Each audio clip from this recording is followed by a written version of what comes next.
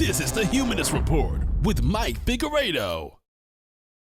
Support this podcast by joining the independent progressive media revolution today at humanistreport.com. Welcome to the Humanist Report. My name is Mike Figueredo, and this is the 90th episode of the program. Today is April 14th, and once again, we had another phenomenal week in terms of new signups for contributors on PayPal and Patreon. So before we get started, I want to thank all of these individuals for deciding to join the independent progressive media revolution, and especially during a really important time when YouTube seems to be wanting to shut down independent progressive media creators. So thank you all so much. At the end of the episode, I will be thanking each and every single one of you by name, as I usually do, just to show you how appreciative I am of your support. So on today's episode, first, I'll be talking about how Tulsi Gabbard was attacked by the Democratic Party establishment because she denounced Trump's acts of war in Syria. Now, I'll also discuss how the media has been a cheerleader for Donald Trump's war efforts, and I'll also talk about Bernie Sanders' unity tour with Tom Perez, how Rachel Maddow is cashing in on Russian hysteria. I'll discuss Sean Spicer's gaffe, and how the so-called resistance to Donald Trump is now praising him since he decided to drop bombs on Syria. Now, additionally, the DNC abandoned a Bernie-crat in Kansas, and a Washingtonian representative gets called out at a town hall for refusing to support single-payer. And in addition, I'll talk about how Donald Trump is planning to cut Social Security, and I'll discuss how he is holding healthcare of poor Americans hostage. And finally, I will catch up with H.A. Goodman. So all of these topics will be discussed in today's episode. Hopefully you enjoy. Let's go ahead and jump right in because we've got a lot to cover today. After President Trump decided to illegally and unconstitutionally attack Syria, he received praise from warmongers on both the left and the right. So in a different segment, I'm going to talk about how he has a bunch of new fans on the left after he decided to bomb Syria. But what I really want to focus on right now is someone who dared to speak out against his actions. And that individual is Congresswoman Tulsi Gabbard, because she's seen the cost of war firsthand. She's an Iraq War veteran, and she decided to speak out against Donald Trump's actions. So in an interview with Wolf Blitzer on CNN, this is what she had to say. Well, Wolf, I remind you about what happened before we launched an invasion and occupation of Iraq. Then Colin Powell and many others within the administration came to Congress and came to the UN claiming they had the evidence proving that Saddam Hussein had weapons of mass destruction.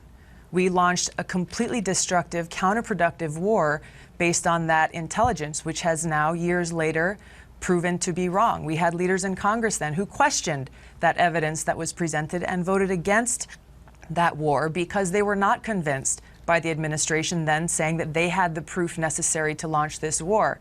So yes, I'm skeptical because we have to take at a premium the cost of these wars, not only on the Syrian people and the people in the Middle East, but the cost of these wars here in the United States at a time where, we don't have money to build the roads that we need here in Hawaii or in other parts of the country. Why should we just blindly follow this escalation of a counterproductive regime change war, sending American taxpayer dollars on these failed regime change wars that we've seen too often in Iraq, in Libya, and now continuing in Syria? So to me, every single thing that she said there is perfectly reasonable. However, you're not supposed to question the pro-war propaganda that the media and political establishment is now shoving down your throat. You're supposed to just shut up and take this information and not question it one bit. So after she made this appearance on CNN, the Democratic Party's leaders united to call for her head very quickly. So first of all, we had the president of the Center for American Progress, Neera Tanden, essentially call for Tulsi's constituents to vote her out of Congress, tweeting, "People of Hawaii's 2nd District, was it not enough for you that your representative met with a murderous dictator? Will this move you? 1. Now, I can't not mention how ironic it is that her Twitter icon says resist, and the banner on her page literally says join the resistance. But I mean, when Tulsi does in fact resist Donald Trump on one very important issue, all of a sudden Neera Tanden wants her voted out of office and doesn't want her to resist. And furthermore, If Neera Tanden is worried about Tulsi Gabbard meeting with murderers, maybe she should have talked to her friend Hillary Clinton when she was meeting with war criminal Henry Kissinger. And also, I have a suggestion for Neera Tanden. I think that the name of your organization is probably inappropriate because it doesn't seem like Americans will be making much progress if we're pulled into another never-ending war.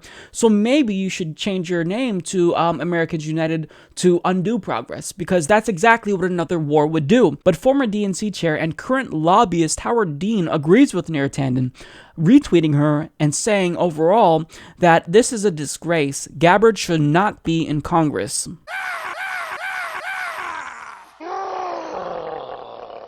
But politicians aren't the only ones that are attacking Tulsi Gabbard. So MSNBC, the so-called liberal media network, dedicated 5 minutes to attacking and slandering Tulsi Gabbard. But did they bring her on to debate her and, challenge her on this topic because they disagree with her?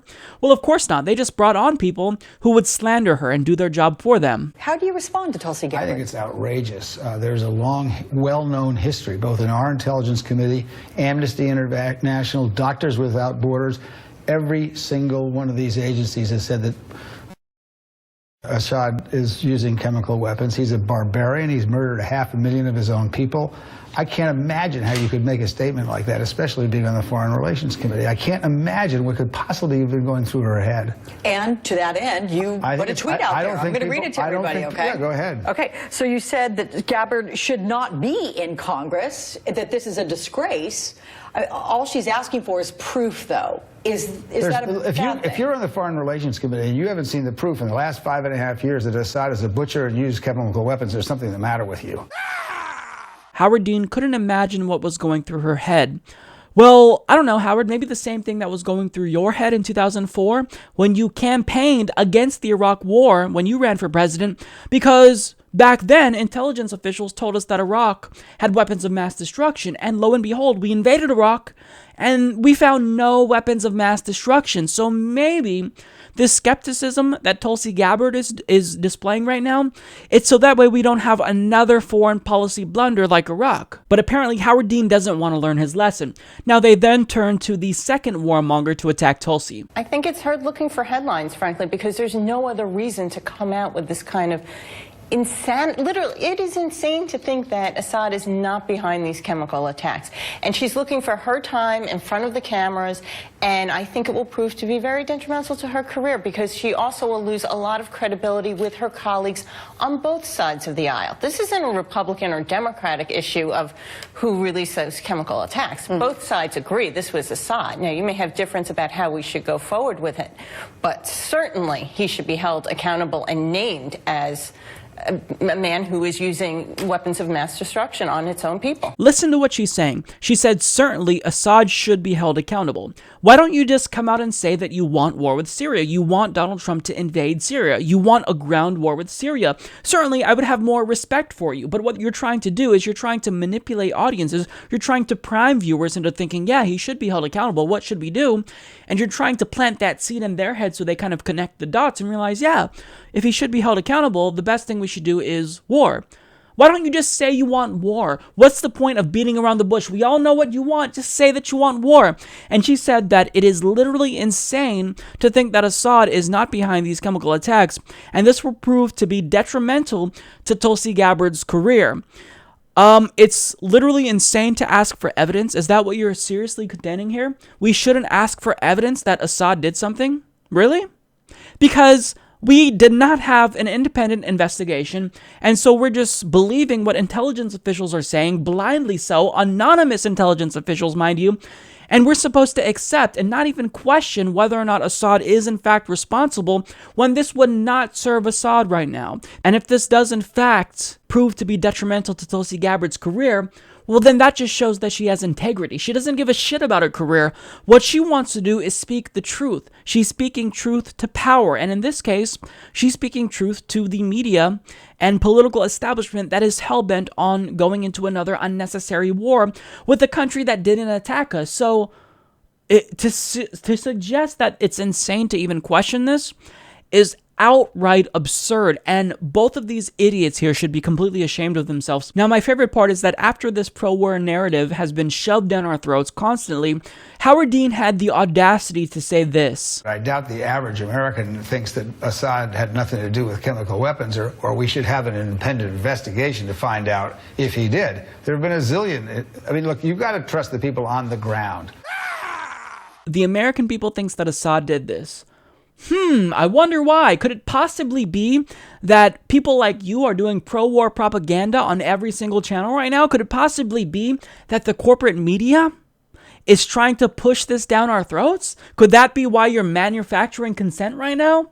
It's just so ridiculous. And furthermore, the same mainstream media outlets who we're supposed to trust helped get us into the Iraq War in the first place. I'm talking about the New York Times, the Washington Post, and furthermore, they are literally doing pro-war propaganda. Media Matters explains that the Washington Post is allowing writer Ed Rogers to push for and praise military action against Syria without disclosing that he's a lobbyist for defense contractor Raytheon, which makes the Tomahawk missiles used in the recent strikes. And he's claiming that the average American doesn't want to have an independent investigation. He literally said that. I don't think they want an independent investigation. Or we should have an independent investigation to find out if he did. You're saying that the American people doesn't want the truth after Iraq? After our officials, after our intelligence community who we're supposed to trust, lied to us, you are claiming to speak for us and say that we don't want an independent investigation? Look, the only reason why you would not want an independent investigation is if you're afraid of the truth coming out. And it seems as though Howard Dean is in fact afraid of the truth coming out. Now, the thing about Tulsi Gabbard is that she's not just going to lie down and take their bullshit, because she took to Twitter to call them out. Because, I mean, what we're seeing really is the same smear tactics that the Democratic Party used against Bernie Sanders and then Keith Ellison. They're now using that against Tulsi Gabbard. So she's onto their tricks, and she decided to expose their hypocrisy, saying those who've declared Trump a habitual liar now vilify those refusing to blindly follow him into another regime change war. Hypocrisy. She also says establishment. Resist, resist, resist, except when it comes to waging war on Syria. Hashtag resist Trump's war. And I like how when she specifically uses terms like resist, she's referring to people who are very close with the establishment, very close with people like Hillary Clinton. Now, she also made the strong case against intervention, saying we need to learn from Iraq and Libya, wars that were propagated as humanitarian but actually increased human suffering many times over. No leader of either party for or against U.S. intervention should let POTUS escalate another regime change war without congressional approval. Some of my friends never came home from the Iraq War. We have the duty not to allow lies and speculation to drag us into regime change war again. Now, additionally, she explains, the U.S. should have supported a thorough UN investigation and international law in regard to the gas attacks in Syria. Now, a proper investigation of the attacks will likely not even be possible because of Trump's reckless rush to bomb Syria. So I love this, because Tulsi Gabbard is sending a huge message to the Democratic Party establishment. She's saying, hey, I am not going to take the bullshit smears that you continue to lodge against progressives. I'm just not going to take it. Because, I mean, ever since she resigned from the DNC to endorse Bernie Sanders, there's been nothing that she could do to please the establishment. I mean, Howard Dean first attacked her because she was apparently pro-Trump, because she met with him when he was first elected. But now that she's going against Trump, he's attacking her again. So, I mean, there's no way that she can win. The people from Hawaii basically have her tabbed as extremely ambitious with flexible principles. Really? Yeah. So in the end, this is my message to all of these so-called progressives on the left who are cheerleading Donald Trump on now as he is trying to lead us into another unnecessary, illegal, and unconstitutional war. Tulsi Gabbard isn't going anywhere. You can try to primary her, but good luck, because she beat her Democratic primary challenger by a 70-point margin, and she ended up defeating her Republican opponent in the general election by a 62-point margin. So go ahead, continue to beat those war drums, but people like Tulsi, they're not going to get less popular. If anything, you're only going to make Tulsi more popular. And in fact, you know what? I think we're going to be seeing a lot more of Tulsi Gabbard. Even though it's the case that the mainstream media are often critical of Donald Trump, Well, apparently, since you decided to bomb Syria, which was an act that was both illegal and unconstitutional, mind you, they're all of a sudden praising Donald Trump, and they are cheerleading on his efforts to lead us into another unnecessary, potentially never-ending war. So the first thing I want to talk about is how Brian Williams reacted to the news that Donald Trump decided to bomb Syria. We see these beautiful pictures at night from the decks of these two U.S. Navy vessels in the eastern Mediterranean. I am tempted to quote the great Leonard Cohen, "I'm guided by the beauty of our weapons." And they are beautiful pictures of fearsome armaments making what is for them a brief flight over to this airfield. That was on the progressive network of MSNBC. You have someone just brazenly doing pro-war propaganda, drumming up support, showing video footage from the Pentagon, literally doing pro-government propaganda at the behest of Donald Trump. Look, if MSNBC has any shred of integrity left in them, which they don't, they would fire Brian Williams. And if Brian Williams was a respectable human being, he would resign, because that was sickening. You are a gross person, Brian Williams. Those beautiful missiles ended human lives. They killed people. But you think they're beautiful. They're so pretty.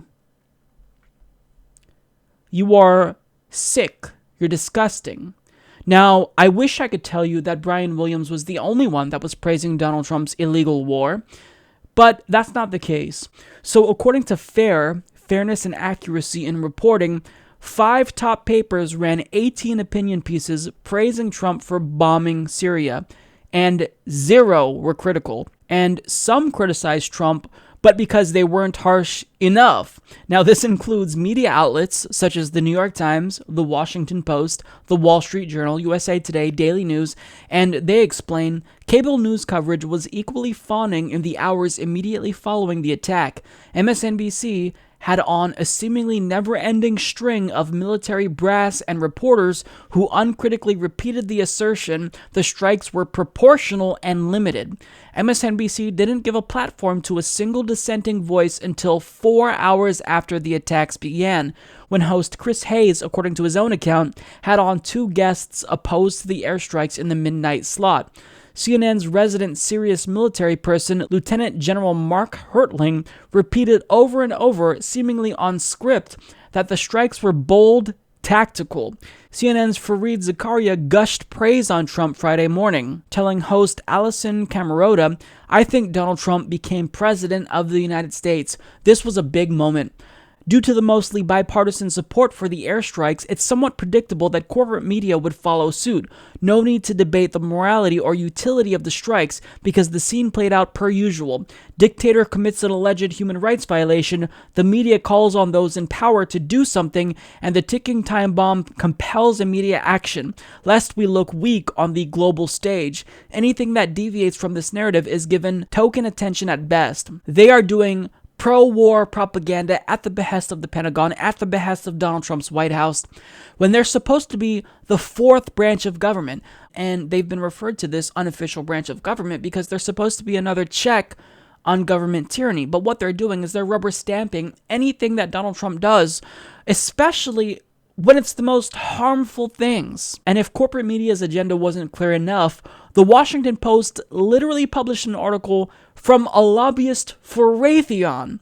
And Raytheon, if you didn't know, is a defense contractor that manufactures Tomahawk missiles. Donald Trump was basically praised universally from the media and both sides of the political spectrum.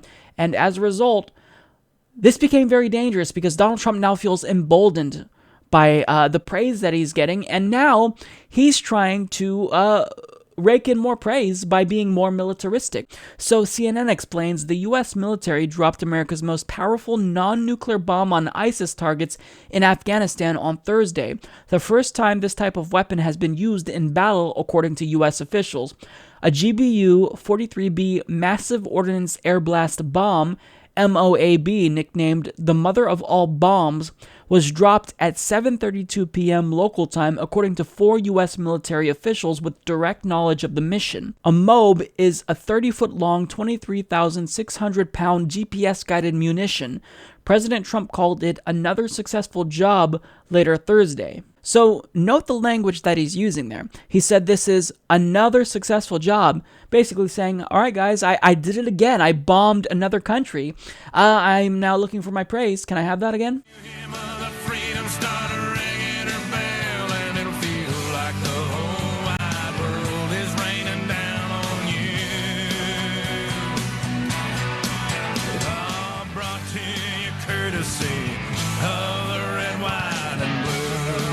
That's what happens when a 21,000-pound bomb explodes in the Afghanistan-Pakistan region, where at least 36 ISIS fighters have lost their life.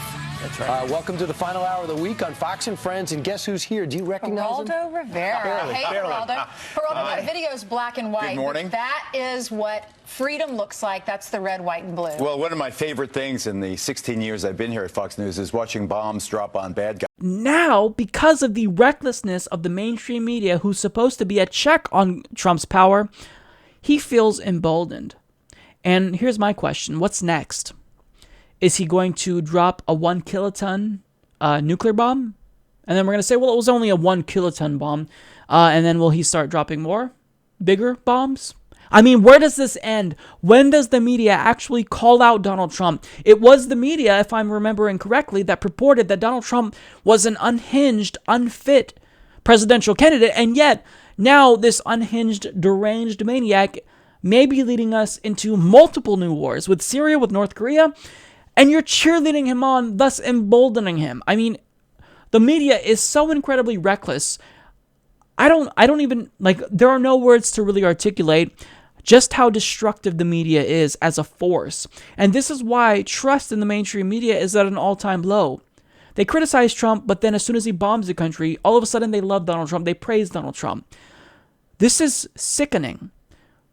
If a government wants to do another war, then the media should be giving the utmost amount of scrutiny at that time, especially considering the U.S.'s track record with foreign invasions. But they're not doing that. They're complicit. The media is completely useless. With this level of propaganda, I don't see how we can ever avoid another unnecessary, never-ending war. I just don't. The Democratic Party purports to be the resistance against Donald Trump. Now, the problem with that is that their so-called resistance has been tepid at best, and as of late, it just seems like they've thrown this whole notion of resistance out the window ever since Donald Trump decided to illegally and unconstitutionally bomb Syria. So even though they've stated that they wish that Donald Trump would have sought congressional approval before dropping these bombs, I mean, they've all come out basically to support and endorse Donald Trump's action in Syria. So Senate Minority Leader Chuck Schumer released a statement saying, making sure Assad knows that when he commits such despicable atrocities, he will pay a price is the right thing to do. House Minority Leader Nancy Pelosi states, tonight's strike in Syria appears to be a proportional response to the regime's use of chemical weapons. Senator Bill Nelson says, I support the administration's strike on the airbase that launched the chemical attack. I hope this teaches President Assad not to use chemical weapons again.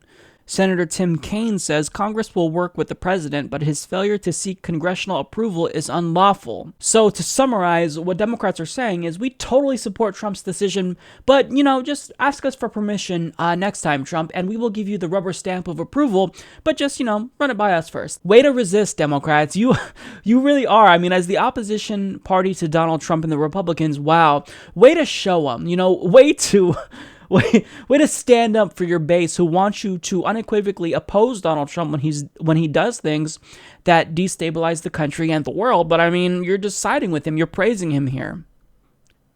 Pathetic. The Democratic Party is pathetic.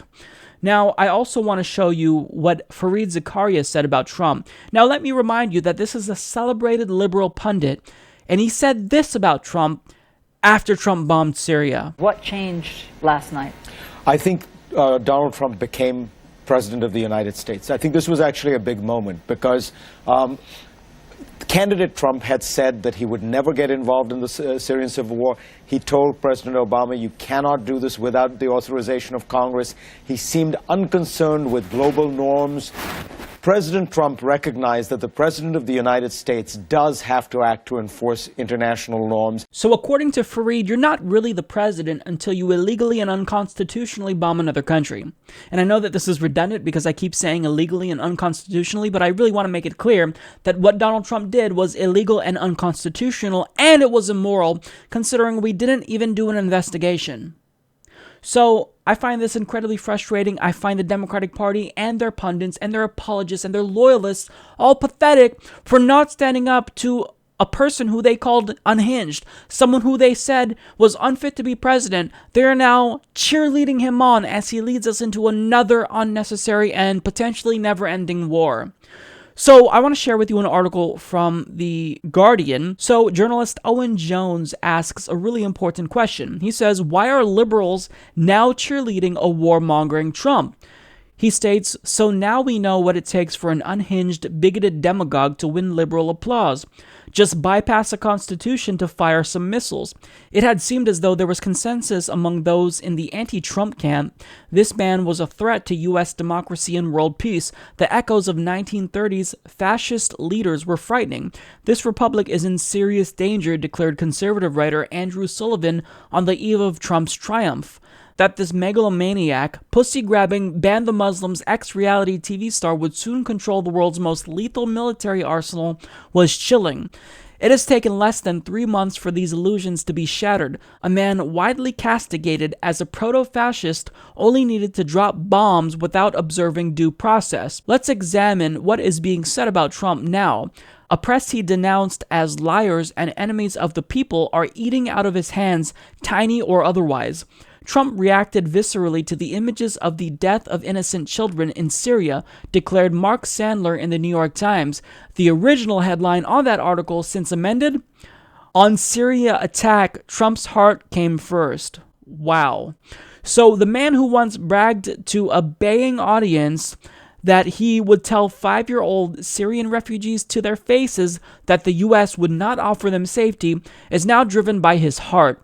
Touching indeed, the moral dimensions of leadership had penetrated Trump's Oval Office, declared the Washington Post's David Ignatius. In Britain, liberal and conservative columnists alike, plus Tory, liberal Democrat, and Labour politicians applauded the raid. Trump is now showing leadership, apparently. Leadership is shown by a man widely feared to be A, unhinged, B, demagogic, and C, authoritarian, dropping bombs in defiance of his country's democratic process. Trump is now emboldened. The pundits are applauding him. His critics have praised him. His appalling approval ratings will surely edge up. Further military action by a man who has repeatedly bragged about disrespecting the norms of war will surely follow. He bypassed the Constitution this time and will be praised for it, so why shouldn't he the next time? And if war comes with North Korea, what will the liberal pundits do? Some will cheerlead him all over again. Where's your compassion for the suffering of North Korea?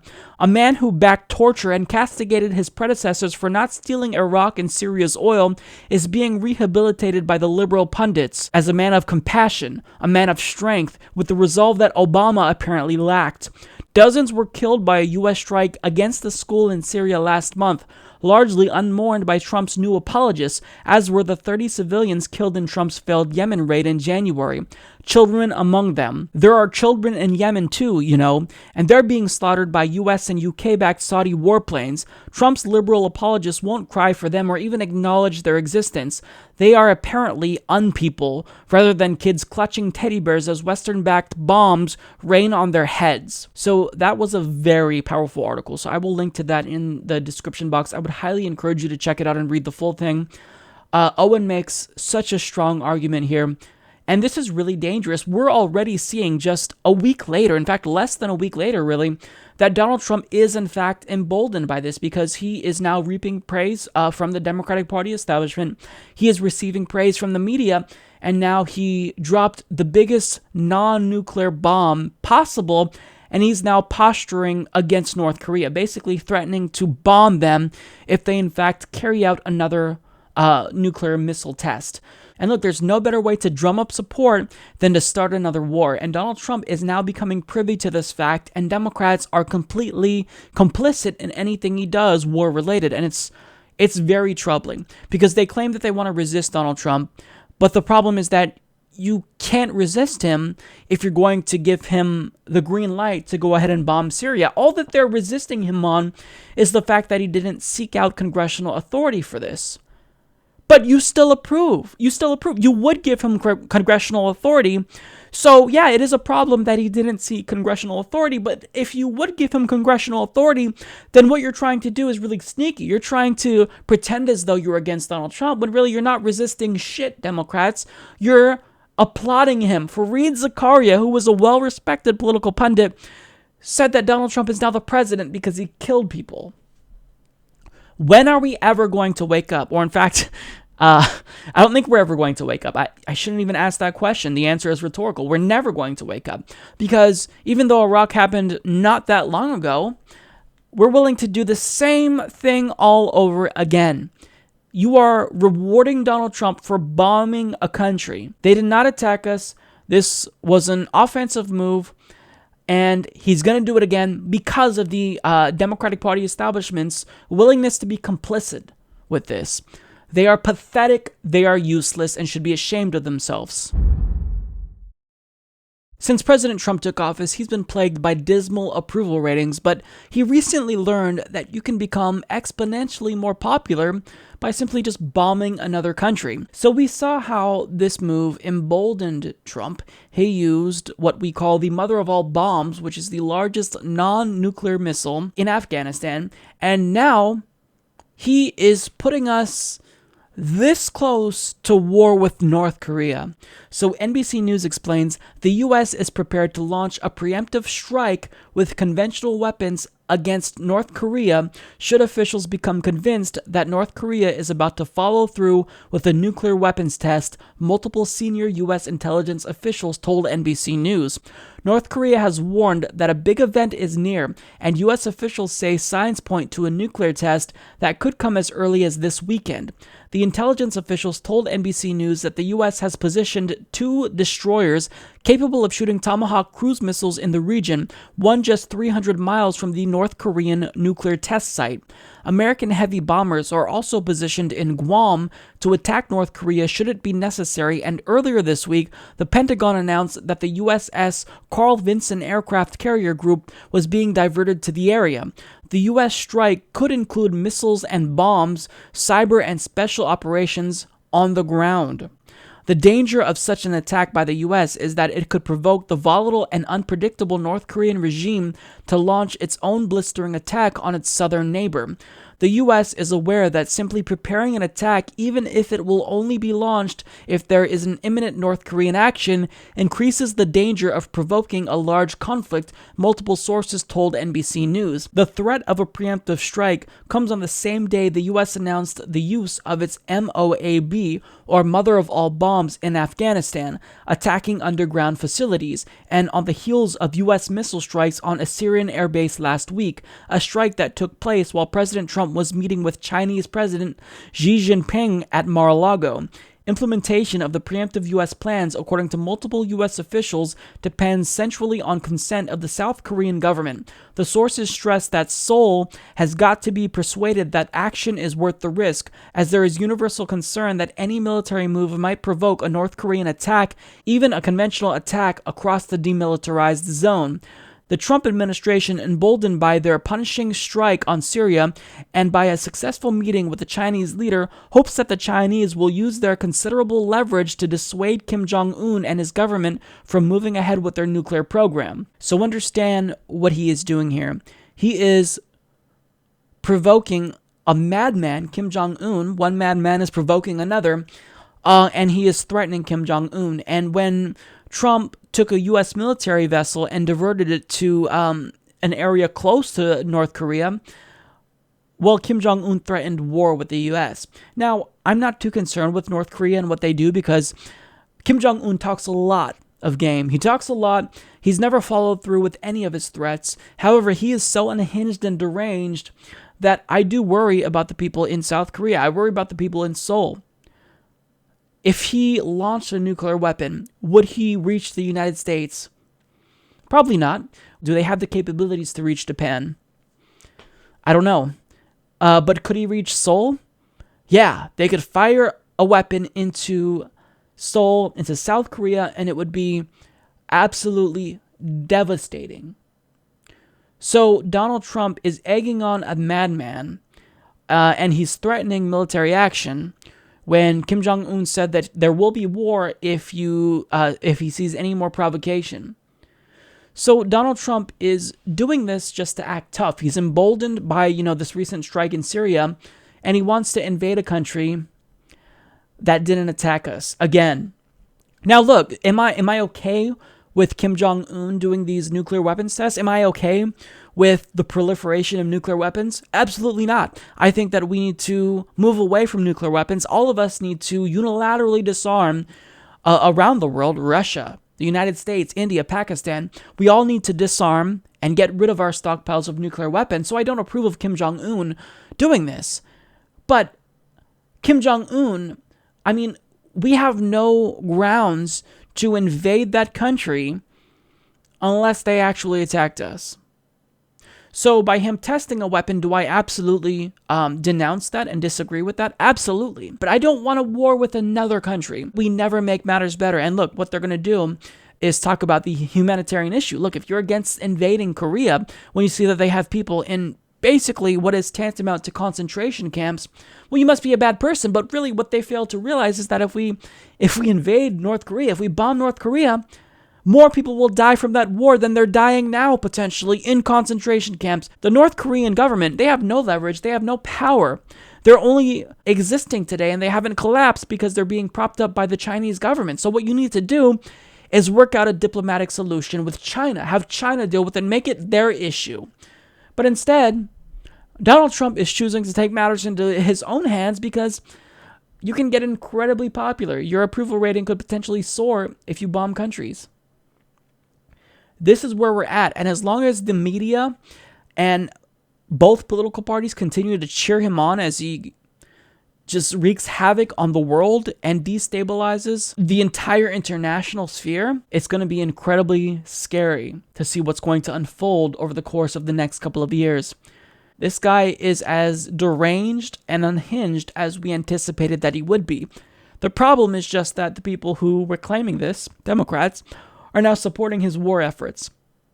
We need to say it loudly. We need to say it clearly.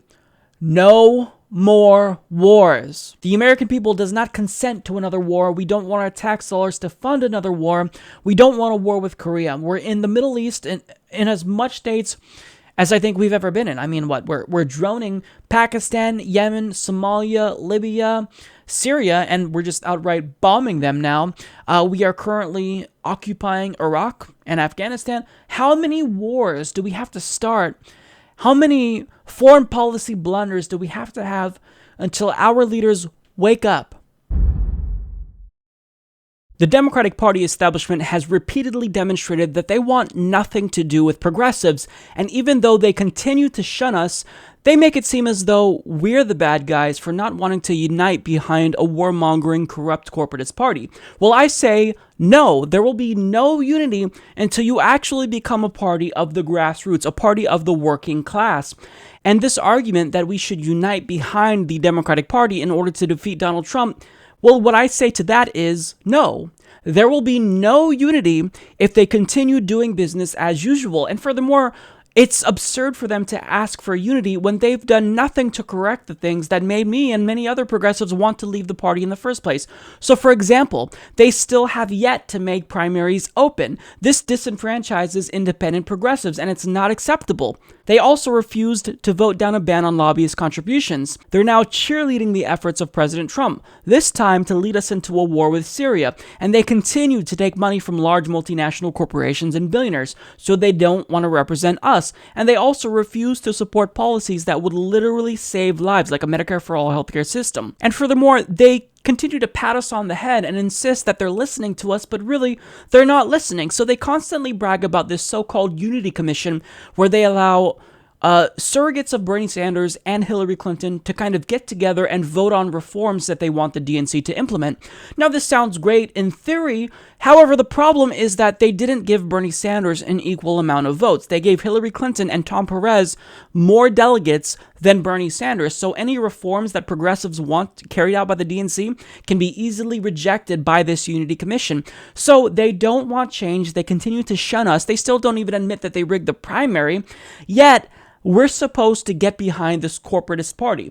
Well, I say, no way. We are not going to unite behind a party until these issues are corrected, until they choose to represent the people. And furthermore, I have yet to see one Democrat coherently explain what it is the party actually stands for. And in a segment that I posted to YouTube on March 21st, I talked about how Bernie Sanders also couldn't tell you what they stood for. He states, "You're asking a good question, and I can't give you a definitive answer. Certainly, there are people in the Democratic Party who want to maintain the status quo. They would rather go down with the Titanic so long as they have first-class seats." So with a statement like that, it's very clear that Bernie Sanders is dissatisfied with the current state of the Democratic Party.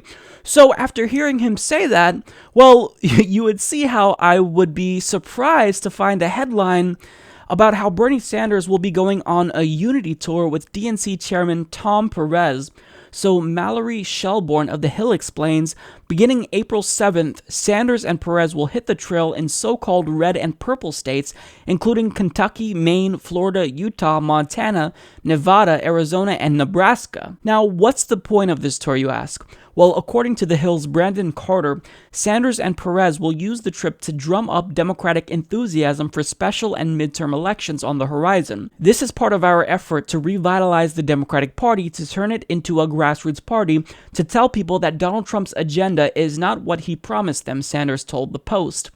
During that campaign, Tom said the Democratic Party had to be refocused, had to be rebuilt, and I trust that he will keep those promises, Sanders said. The fact that he's prepared to travel with me around the country and pick up half the cost of this is a positive sign. Okay, so my initial reaction to this story was that I was really disappointed in this because I really respect Bernie Sanders. I don't have to tell you how much I love Bernie Sanders. I continue to cover him because I think Bernie Sanders, what he's doing is actually important, and I think it's having a positive impact on the country. I mean, he's talking about free college tuition, and New York implemented a free college tuition bill.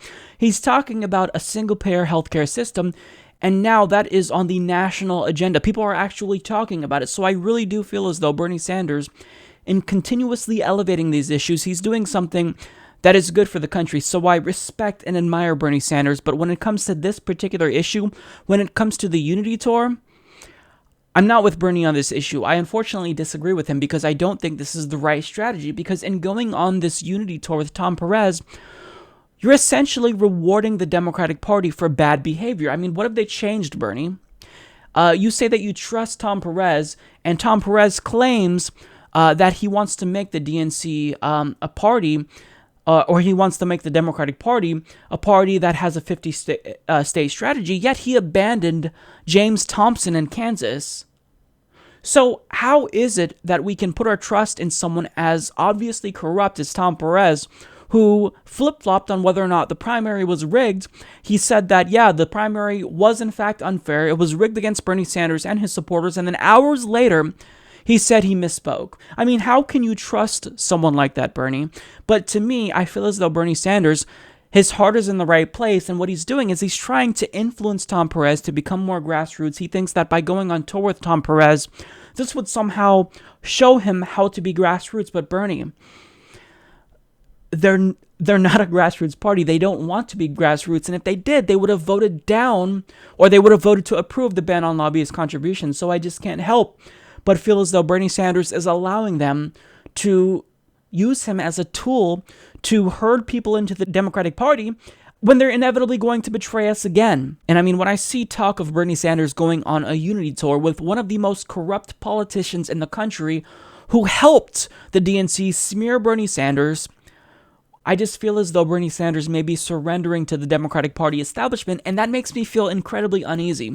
He's saying, that you need to reform when it comes to policies X, Y, and Z, but yet I'm still going to encourage my supporters to unify behind you even before you make those very necessary changes. And that's not okay, Bernie.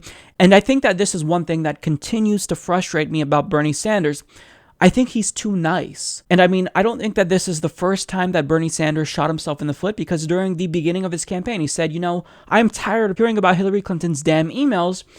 But the problem with that is you kind of give her a free pass for doing something that's incredibly shady. I mean, nobody ever has set up a private email server in their own homes. That's unprecedented. So I think that something that shady needs to be talked about. And look, credit where credit is due. Bernie Sanders did this because he wanted the emphasis of the political campaigns of the Democratic Party, all of them, to be focused on policy. But I mean, you have to call out politicians when they do things that are brazenly corrupt. And furthermore, when it was very clear that the DNC was in fact trying to sabotage his campaign, I really wish Bernie Sanders would have played a more dirty game like they were playing. I mean, when Donald Trump saw that the RNC was trying to do some type of shenanigans against him that may disadvantage him, what did he do?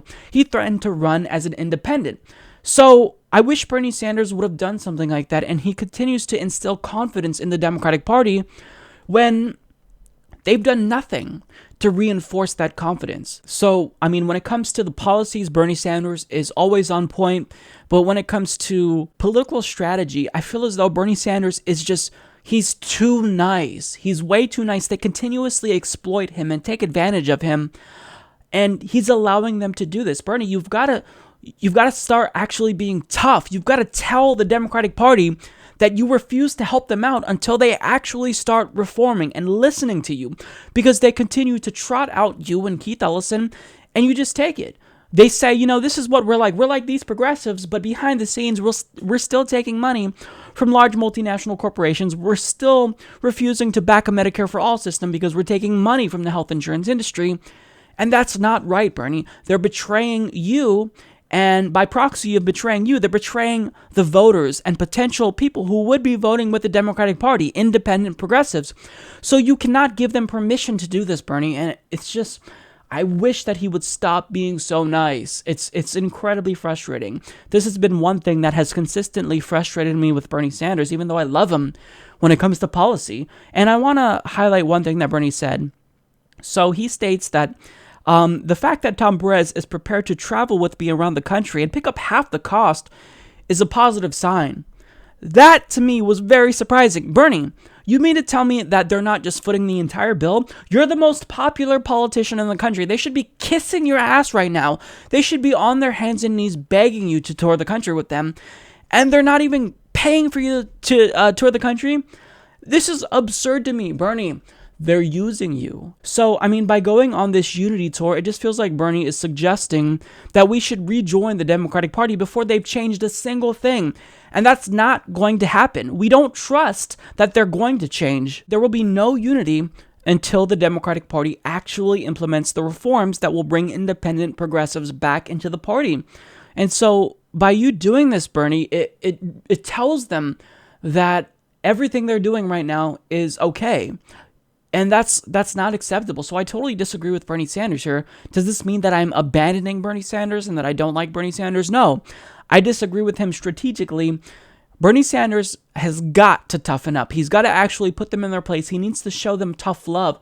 I get it. They're the main opposition to Donald Trump, and you've got to try to at least put in a minimal attempt to reform the Democratic Party, but this isn't how you do it, Bernie Sanders. You show them tough love. You leave them out in the cold and allow them to lose a couple of elections if they're actually going to continue to be corrupt. Because they're never going to change if you continue to reward their bad behavior, Bernie. That's not the way that things work. You have to discipline them, and you have to show discipline and be tough and stop allowing them to walk all over you. It's just so frustrating. But, I mean, we're not going to unite behind the party. And furthermore, if they will be campaigning in these red states, they better not try to trot out these Republican-light candidates who are marginally different than the conservative candidates that are running in these red states, because we want a real progressive. I mean, James Thompson is a progressive that ran in Kansas and nearly won if it wasn't for the DNC completely ignoring him and refusing to give him resources. So, Bernie, you've got to toughen up. Actually show them some tough love, or just show them that you're done with their bullshit, because we know that you know that they are not a grassroots party, and that what they've done to betray the American voters, is unforgivable at this point. So until they change, there should be no unity, Bernie. You should not be going on this unity tour. So this is incredibly disappointing to see Bernie Sanders giving in to them. For those of you who don't know, there was actually a special election that took place in Kansas recently, and a Bernie-crat nearly won this election. So his name was James Thompson, and he was basically any and everything that you like about Bernie Sanders. He supported tuition-free colleges and university, a single-payer healthcare system, and did I mention that he almost won in Kansas? So this could have been amazing, but part of the reason why he didn't win was because the DNC, who is supposed to be helping candidates, completely abandoned him. Now, journalist James Peck of The Guardian actually wrote a scathing article about the DNC, explaining how they gave James the cold shoulder. Since losing the presidency to a Cheeto-hued reality TV host, the Democratic Party's leadership has made it clear that it would rather keep losing than entertain even the slightest whiff of New Deal-style social democracy. The Bernie Sanders wing might bring grassroots energy and, if the polls are to be believed, popular ideas, but their redistributive policies pose too much of a threat to the party's big donors to ever be allowed on the agenda. The Democrats demonstrated this once more this week when, in a special election triggered by Trump's tapping of Joe Pompeo for CIA director, a Bernie-crat named James Thompson came painfully close to winning a Kansas congressional seat that had been red for over 2 decades, and his party didn't even try to help him. In a Reddit AMA, Thompson said he was inspired to run by Bernie and talked about progressive values like universal healthcare, education, and a $15 minimum wage. He also spoke in favor of taxing and legalizing marijuana, regulating Wall Street, and overturning Citizens United. It's no surprise he received the endorsement of Our Revolution, the progressive political action organization spun out of Sanders' candidacy. Given our current political climate, you'd think the Democrats would have jumped at the chance to take back a congressional seat and demonstrate opposition to Trump, but you'd be wrong. While Thompson managed to raise $292,000 without his party's help, 95% of which came from individuals, neither the DNC, DCCC, nor even the Kansas Democratic Party would help him grow that total in any substantial way. His campaign requested $20,000 from the state Democratic Party and was denied. They later relented and gave him $3,000 according to the FEC. The party had about $145,000 on hand. The National Democratic Party gave him nothing until the day before the election, when it graced him with some live calls and robocalls. He lost by 7 percentage points. In an interview with the Washington Post, Perez confirmed the DNC would not be giving Thompson a dime. "We can make progress in Kansas," he said. "There are thousands of elections every year, though. Can we invest in all of them? That would require a major increase in funds." Fact check. The DNC has a fund just for congressional elections, of which there are just 10 this year. Contrast this with what Perez said just a few months earlier when he promised a 50-state strategy complete with rural outreach and organizers in every zip code. In a post-victory interview with NPR, he specifically name-checked Kansas as a place Democrats could win. In defending their decision, party mouthpieces have taken the absurd line that giving Thompson money would have actually hurt his chances of winning, because then everyone would have known he's a Democrat, and Kansans hate Democrats. You do not get to single digits in a district like this if you're a nationalized Democrat, DCCC Communications Director Meredith Kelly told the Huffington Post. End of story. That's just the way it is. There are just certain races where it is not helpful to be attached to the national DC Democrats. End of story, idiot. By refusing to fund the campaigns of anyone but centrist establishment shills, the Democratic Party aims to make the Bernie-crats' lack of political viability a self-fulfilling prophecy, starve their campaigns of resources so they can't win, then point to said losses as examples of why they can't win. Make no mistake about it, Tom Perez has been DNC chair for little more than a month, and he's already going back on his promise to implement a 50-state strategy.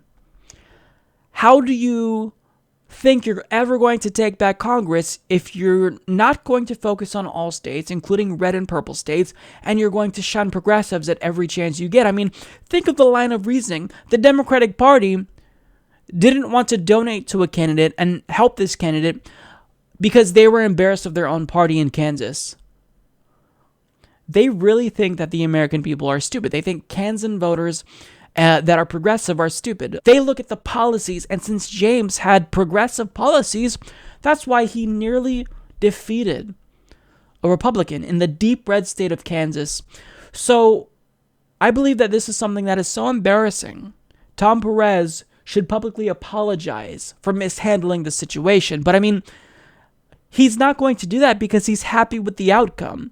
You see, if they get someone like James Thompson in office, then he threatens the cash train of the Democratic Party, because if you don't take money from large corporations, then you're not going to be a puppet for large corporations. So they didn't want him to win, and they continue to do this. They shoot themselves in the foot.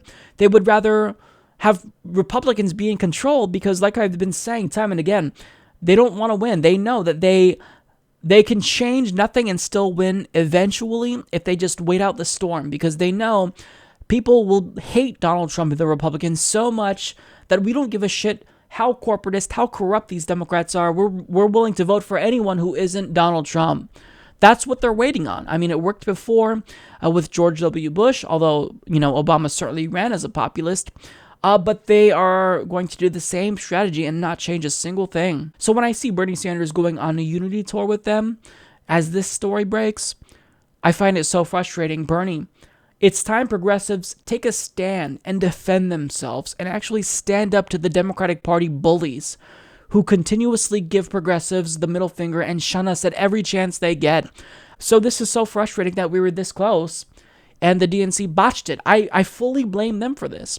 I absolutely blame them for this. They waited till the last minute, and look at what happened. They wanted to wait. They waited that long, and they did something on the last day just so that way they could have plausible deniability. They could say, "Oh well, look, we tried to help him, but he just came up short."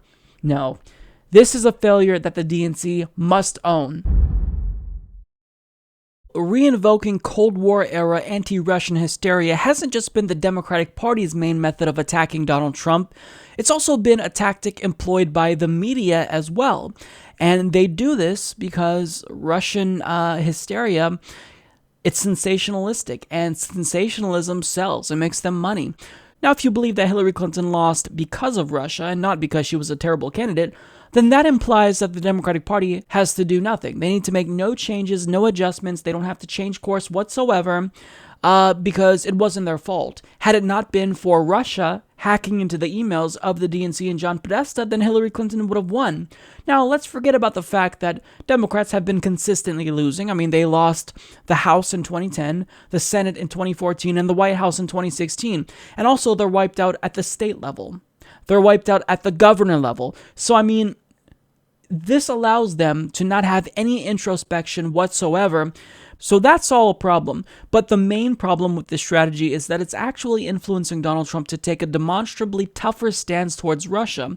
And this comes at a time when tensions are already high, when we should be trying to normalize our relationship with Russia. But I mean, in spite of the obvious danger our politicians and the media are putting us in by encouraging an unhinged madman to be tough on a nuclear power, well, even though Donald Trump just illegally and unconstitutionally bombed their ally, this story still doesn't seem to be losing any steam. And Rachel Maddow, a once respected progressive journalist, seems to be cashing in on this sensationalism the most. So The Intercept did a quantitative analysis of her recent coverage, and what they found out was absolutely stunning. The extent that Rachel Maddow covers Russia we already know it's high, right? But what they found out will blow your mind. They explained The Intercept conducted a quantitative study of all 28 The Rachel Maddow Show episodes in the 6-week period between February 20th and March 31st. Russia-focused segments accounted for 53% of these broadcasts. That figure is conservative, excluding segments where Russia was discussed, but was not the overarching topic. In 16 of the 28 episodes analyzed, Russia comprised either all or a substantial part of the A block, the show's headlining and far lengthiest segment, which often amounts to nearly half the show, excluding commercials. Maddow's Russia coverage has dwarfed the time devoted to other top issues, including Trump's escalating crackdown on undocumented immigrants, 1.3% of coverage, Obamacare repeal, 3.8%, the legal battle over Trump's Muslim ban, 5.6%, a surge of anti-GOP activism and town halls since Trump took office, 5.8%, and Trump administration scandals and stumbles, 11%.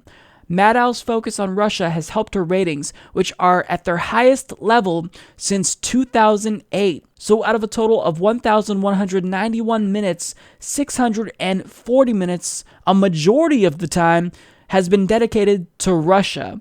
This includes focus on Russian oligarchs, Michael Flynn, and let me remind you that Rachel Maddow is the one that started the lie, and it is a lie, that Bernie Sanders supporters only disliked Hillary Clinton because they were subjected to Russian propaganda about Hillary Clinton and fake news. So we didn't dislike Hillary Clinton because of her policies, because we're really dumb.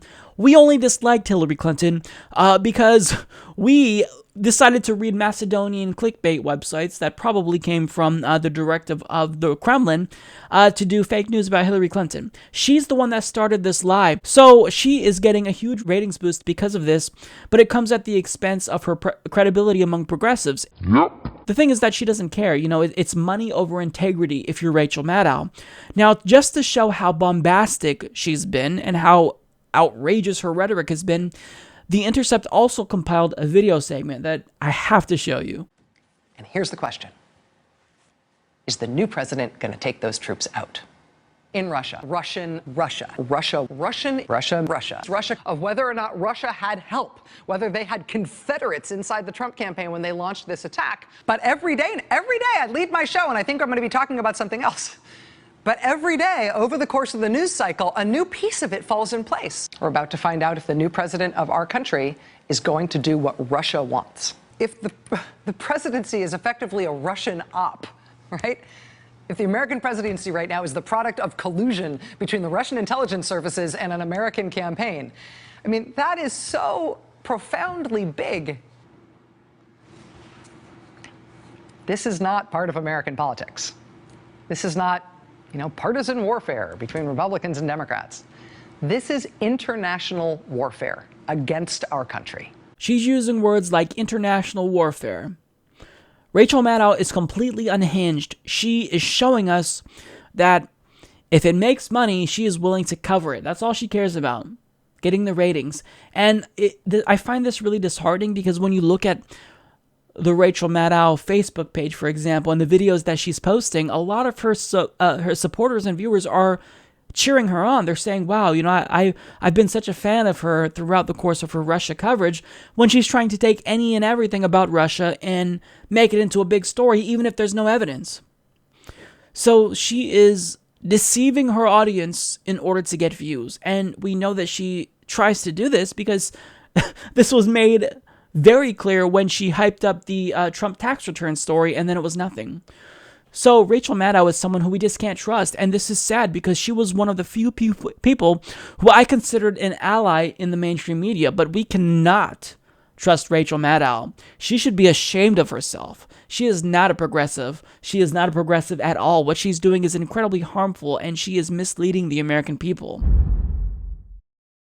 Democratic Congressman Denny Heck attended a town hall event at a community college in Olympia, Washington, and throughout the course of this event, one of my viewers, named Ben, asked him why he refused to support H.R. 676, which is the bill that would expand Medicare for everyone, effectively giving the United States a single-payer healthcare system.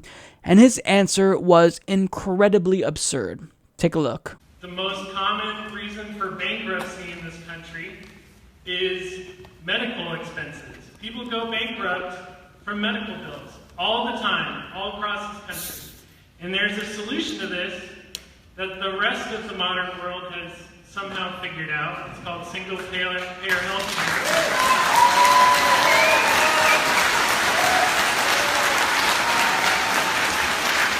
And we actually have single-payer health care in America right now. It's called Medicare. There's a bill in the House right now, it's called H.R. 676, that would extend Medicare to cover everybody, to cover everybody. So everyone's covered, single payer. Health care is guaranteed. And you have chosen to not co-sponsor this bill, and I would like to know why. But you're right. I've declined to become a co-sponsor of HR 6776. And I do so because I frankly don't think it's fully formed. Let me tell you what I mean by that. Well, you shake your head, give me a chance. Okay? It's okay that we disagree. I'm okay on that.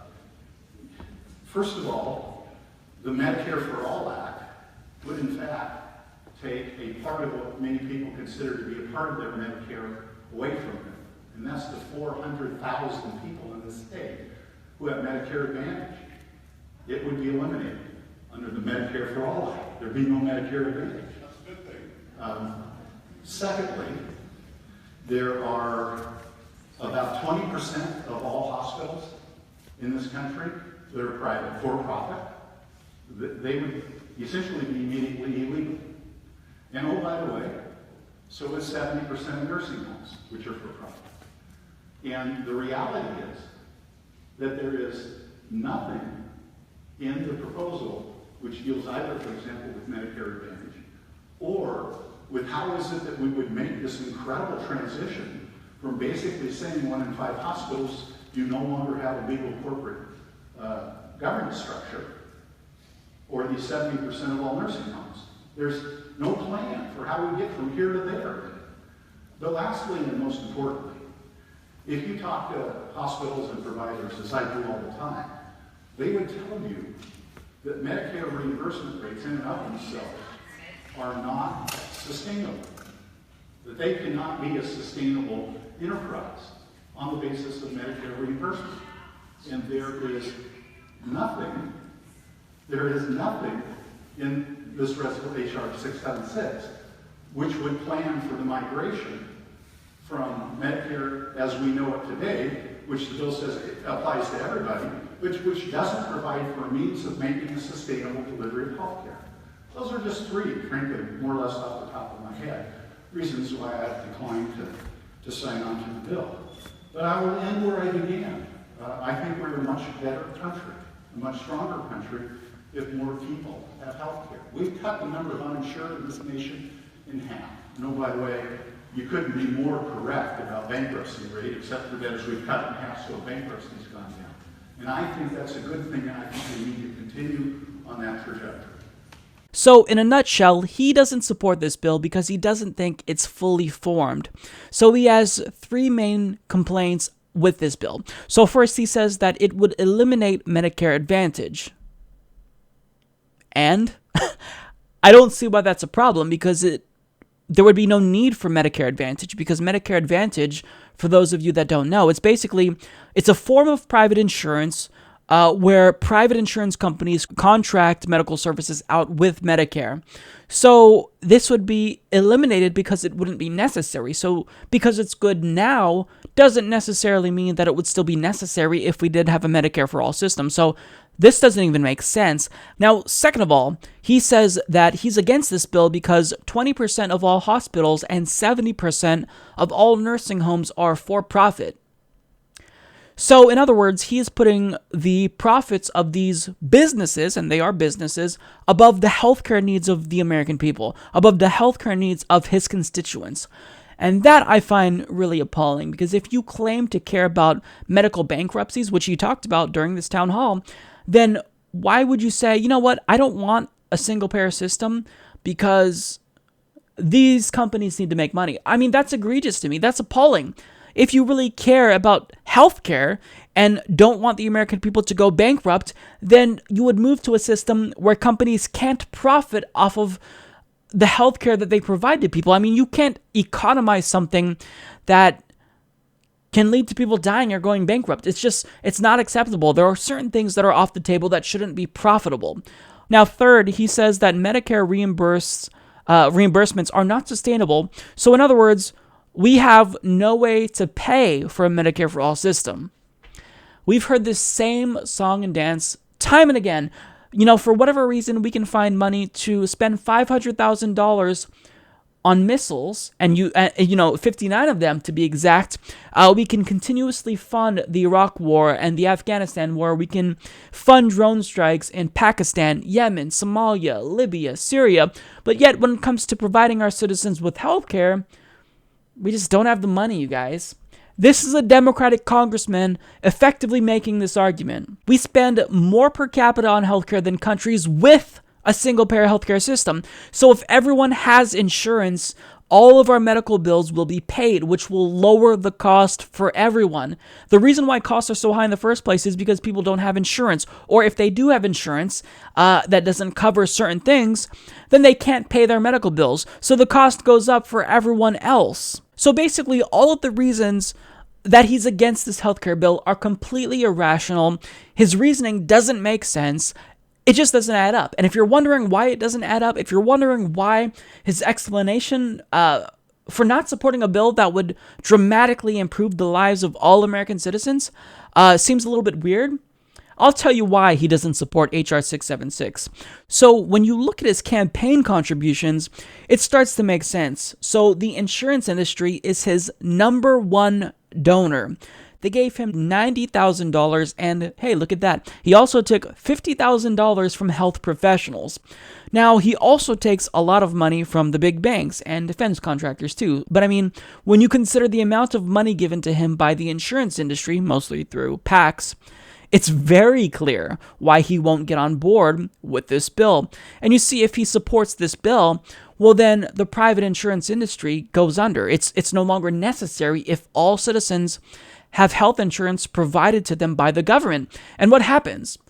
He loses out on a substantial portion of campaign contributions. So he wants to make sure that he gets elected, and part of getting elected is continuing to rake in money from the health insurance industry and the insurance industry and the health sector as they rip off the American people. Now, thankfully, one of his constituents actually called him out on this. And how can politicians represent the people if they are getting paid exorbitant amounts of money to represent the interests of corporations? So I say this with all due respect. When your constituents may look and see that insurance companies are some of the greatest donors to your campaign, then one might question, well, is that why he voted against single payer and for something that is really, as the lady up there said, that it benefits the insurance companies? These are the things that we have to address, because otherwise you lose the trust of the people, because they see one thing, and if one thing is being said, there has to be some congruity. So I felt that it was notable to be able to bring that to your attention. Well,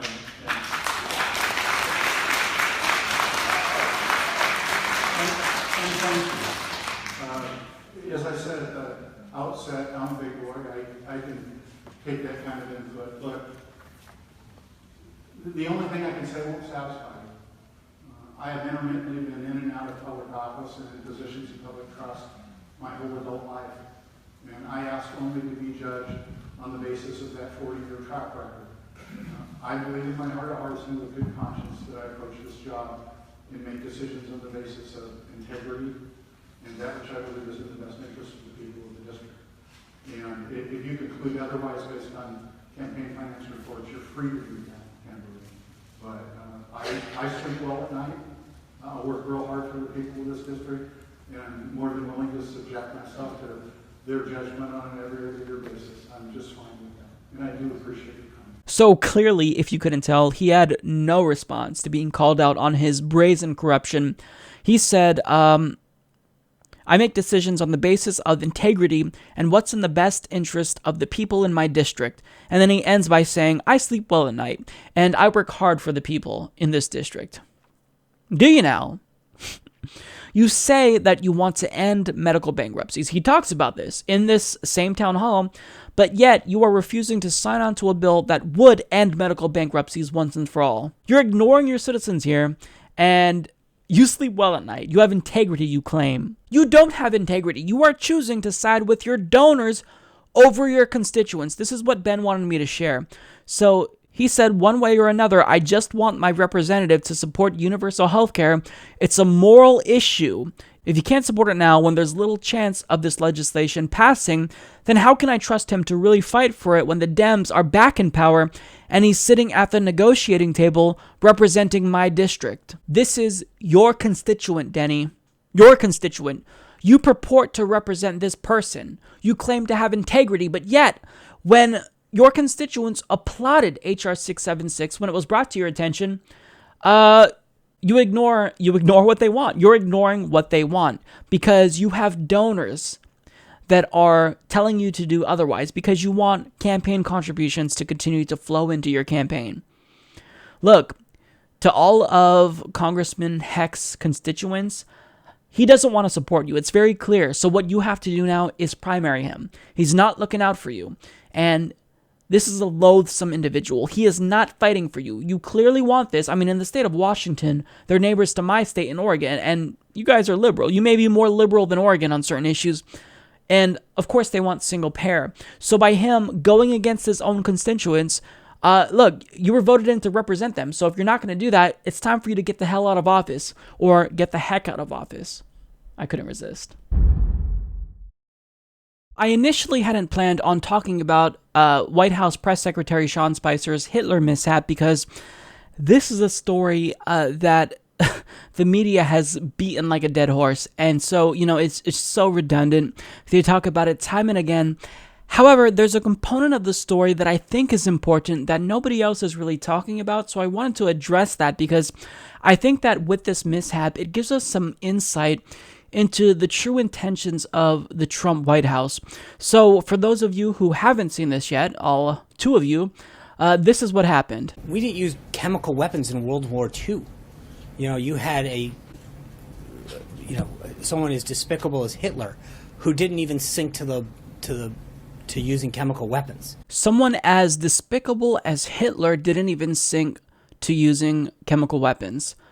I mean, the level of stupidity that he's exhibiting here is just downright offensive. Like, I'm literally offended that someone working in the White House is this stupid, is this ignorant of a fact about World War II that we learned in elementary school. So he's an idiot, and of course, this is what he had to say to defend himself. I made a mistake.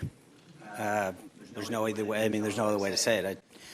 I got into a topic that I shouldn't have, and I screwed up. So for me personally, I don't have that much faith in Sean Spicer. I think that there's a possibility that he didn't make a mistake. I think he may have just been historically ignorant about World War II and whether or not Hitler used chemical weapons. So I'm not convinced that he misspoke. I think he may just be ignorant. However, with this presumed Freudian slip, I guess we'll call it, I think that it really gives us some insight into something ominous about the Trump White House. So Trump is resorting to pro-war propaganda, and what he likely communicated to his staff, including Sean Spicer, is that we need to do any and everything right now to vilify Assad in an effort to drum up support for the inevitable invasion into Syria. So, the goal isn't necessarily to be factual. The goal is to make sure that we do things to invoke World War II era patriotism. Because, if we frame Bashar al-Assad as a threat that's as dangerous as Hitler, or maybe even worse, then we're obligated to invade Syria and put an end to the suffering. Basically, in trying to demonize Assad, which, he should be demonized because he's a bad guy. I don't think anyone will really object to that statement. But by trying to invoke Hitler and compare him to Hitler, you're trying to plant this seed in Americans. It's very manipulative. You want them to think, well, if he's as bad as Hitler, maybe we should take action. They want you to envision human rights atrocities on the scale of World War II. If you think about the suffering of German Jewish people, then how could you not act? You're a bad guy if you didn't want to fight Hitler. So that's what they're trying to do. But Donald Trump, he's saying right now that we're not going to invade Syria, but he wants to invade Syria after seeing how popular it made him. However, this is what he wants to do. If you could drum up public support for another invasion by doing pro-war propaganda, well, you could say, you know what, my hands are tied. I was elected by the American people, and I am compelled to do the will of the American people, and the American people clearly want me to invade Syria and bomb Syria, so that's what I'm going to have to do. Now, let's not talk about how we manipulated the American people just like we did to get them to support the Iraq War. Let's not talk about that. All we want them to do right now is to react emotionally. We want them to put facts aside, and we want them to think that Assad is a World War II level threat, just like Hitler was. But what they don't want to tell you about is if you really care about Syrian lives, if you are worried about humanitarianism, well, if you bomb another country, if you start a war with another country, that will cause more death and destruction than if we just leave it alone. And furthermore, if you wanted to attack Assad, why didn't you do an independent investigation? It's because they don't want to know the truth. They're afraid to find out the truth because then that might go against the narrative. They want to invade Syria. They want to invade Iran. So they're looking for any and all reasons to justify an invasion of this war with a country that never attacked us. So, yes, it is the case that this was a mishap from Sean Spicer and he's an idiot. But I think that we have to kind of read a little bit more into it because I really feel as though there's something more ominous behind Sean Spicer's mishap. He felt pressured by Donald Trump to really drum up support for the war, and this is part of that. So the main takeaway is that we already know that Assad is a bad guy. I think he's an objectively bad person. However, so was Saddam Hussein, so was Gaddafi. But what happened when we overthrew those dictators? We put those countries in worse situations that allowed the manifestation of terrorist groups like Al-Qaeda, ISIS. We now have a strong ISIS presence in Libya. So we need to learn our lesson that when you do regime change, you just make what matters worse. So getting involved is not the right move right now. I don't trust our government to go in and not just kill a bunch of civilians either. So, they're looking for any and all reasons to justify war, and I really want you guys to be vigilant, be hypersensitive to them, read more into things than you typically do, because what they're doing right now is trying to manipulate you. The media is doing it, the politicians are doing it, they want war, and we have to be vigilant against their efforts to do propaganda. Throughout the course of his campaign, President Trump repeatedly said that he will be protecting Social Security. He said he's going to save Social Security without making any cuts. And now, can you guess what his agenda is? He is planning to cut Social Security and basically screw over your retirement plans. And he's doing all of this under the guise of protecting Social Security. It's incredibly slimy. It's deceitful, and when you hear about this, you will be incredibly angry. So Solana explains, Trump and his team are planning to completely abandon Social Security's dedicated funding stream from the Federal Insurance Contributions Act payroll deduction and pay for the program with general revenue. They will sell this as a tax cut for workers, which is what it will look like on the paycheck. But Trump's rumored innovation is to replace the money with a form of value-added tax, which means that typical workers who spend most of their money on consumer goods will still pay taxes. They will just lose their retirement guarantee. Rich people will get their tax cuts and don't need Social Security anyway. It's a GOP win-win. What this means is that Social Security will become part of the normal budget process, subject to the whim of each Congress as legislators appropriate money for wars and pet projects and their favorite form of fear-mongering nonsense, deficit reduction. It is inevitable that the basic contract all workers have with their government, that they will commit a portion of their wages to the Federal Insurance Contributions Act account and will be guaranteed a pension 40 years from now, will be declared null and void. That contract has resulted in payouts to several generations of workers since its inception in the 1930s, no thanks to the Republicans who have consistently tried to find ways to dismantle it. So this is a really slimy and cunning way to undermine public support for the program. He says, well, we're just funding Social Security a different way, and this will be a bonus for the American people because when you get your check, you're going to have a little bit more money because you will no longer see that money is going towards Social Security. Now, never mind the fact that when you're older, 40 years from now, you're not going to be able to retire. Let's not think about that right now. In the short term, you will benefit from this, and our rich friends will get a tax break. It is despicable. Again, we have to say it. This is someone who said he wouldn't cut Social Security on the campaign trail. And when you do this, you're pretending to save Social Security while not just cutting Social Security. I mean, this screws over our retirement plans. It's bad enough that my generation, since we basically moved from pensions to 401ks, we might not be able to retire to begin with. But I mean, if you do this, you basically are guaranteeing that millennials will not be able to retire.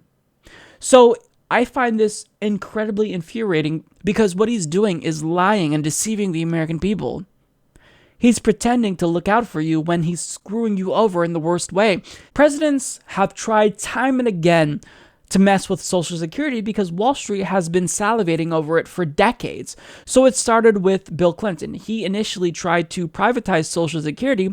However, once the Monica Lewinsky scandal came to light, he no longer had the political capital needed to do anything on his agenda. So he had to abandon it. And then we had George W. Bush, who said he was going to privatize Social Security, and he wanted to partially privatize it, but that didn't work because he faced fierce opposition. We had President Obama, who tried to cut Social Security, but Bernie Sanders called him out, and Republicans didn't let him do this because, oddly enough, they didn't think he was cutting it enough. So now Donald Trump is following in the footsteps of all of his predecessors and is trying to screw over your retirement plans. And if he thinks that he's going to be able to do this and there won't be any backlash, Trump, you don't know what's coming because there are many interest groups, there are many citizens who are very weary of politicians when they start making changes to Social Security because we don't trust you, we can't trust you. You appointed 4 people from Goldman Sachs to your administration. Wall Street wants that money. They want to privatize Social Security. They want to undermine Social Security. They want to touch Social Security. So any change you make, we're not on board with. And we know what you're doing. So even though you think you can manipulate Americans by giving them a little bit of a bonus on their paychecks by not taking out Social Security, we know what you're trying to do. Your agenda is crystal clear. So if you think this is going to get through easily, you don't know what's coming, Donald Trump, because grassroots activists will be on your ass like you've never seen before. So try it. I dare ya. It's not going to happen. Time and again, Donald Trump has declared that he is the world's best negotiator, or he's one of the best negotiators in the world. But something that he's doing lately to try to get the Democrats to come to the table and work with him on a repeal of the Affordable Care Act is incredibly perplexing. He is trying to have some sort of leverage in order to persuade Democrats to join in with him to repeal the Affordable Care Act, even though there's no replacement whatsoever. But what he's doing is odd. So, according to the Huffington Post, President Donald Trump is contemplating a new strategy to get repeal of the Affordable Care Act through Congress, threatening to torpedo insurance for millions of Americans unless Democrats agree to negotiate with him. In an interview with the Wall Street Journal that appeared on Wednesday, Trump made a warning. If Democrats won't talk repeal, the president said, Republicans might decide to cut off some subsidies now flowing to health insurers offering coverage through Obamacare's exchanges. I don't want people to get hurt, Trump said, sounding a bit like a mobster describing a protection racket. What I think should happen and will happen is the Democrats will start calling me and negotiating. Those subsidies are a really big deal. Without them, insurers would have to jack up premiums by an average of 19% for typical policies, according to a Henry J. Kaiser Family Foundation study. That increase would be above and beyond any other increases in the works. Many insurers would probably exit the markets altogether. Okay, so I had to read this multiple times because his strategy is so stupid that it didn't make sense to me. Like, I thought I was missing something here, but I don't think I am. Now, correct me if I'm wrong, but first, let's address what he's trying to do. He's trying to play politics with the lives of citizens, because by repealing this subsidy, which he does have the authority to do, the one in particular that he is talking about, people would not be able to afford their insurance. I mean, if it spikes by 19%, people would lose their insurance. And if someone gets sick who lost their insurance, they either go bankrupt or they die.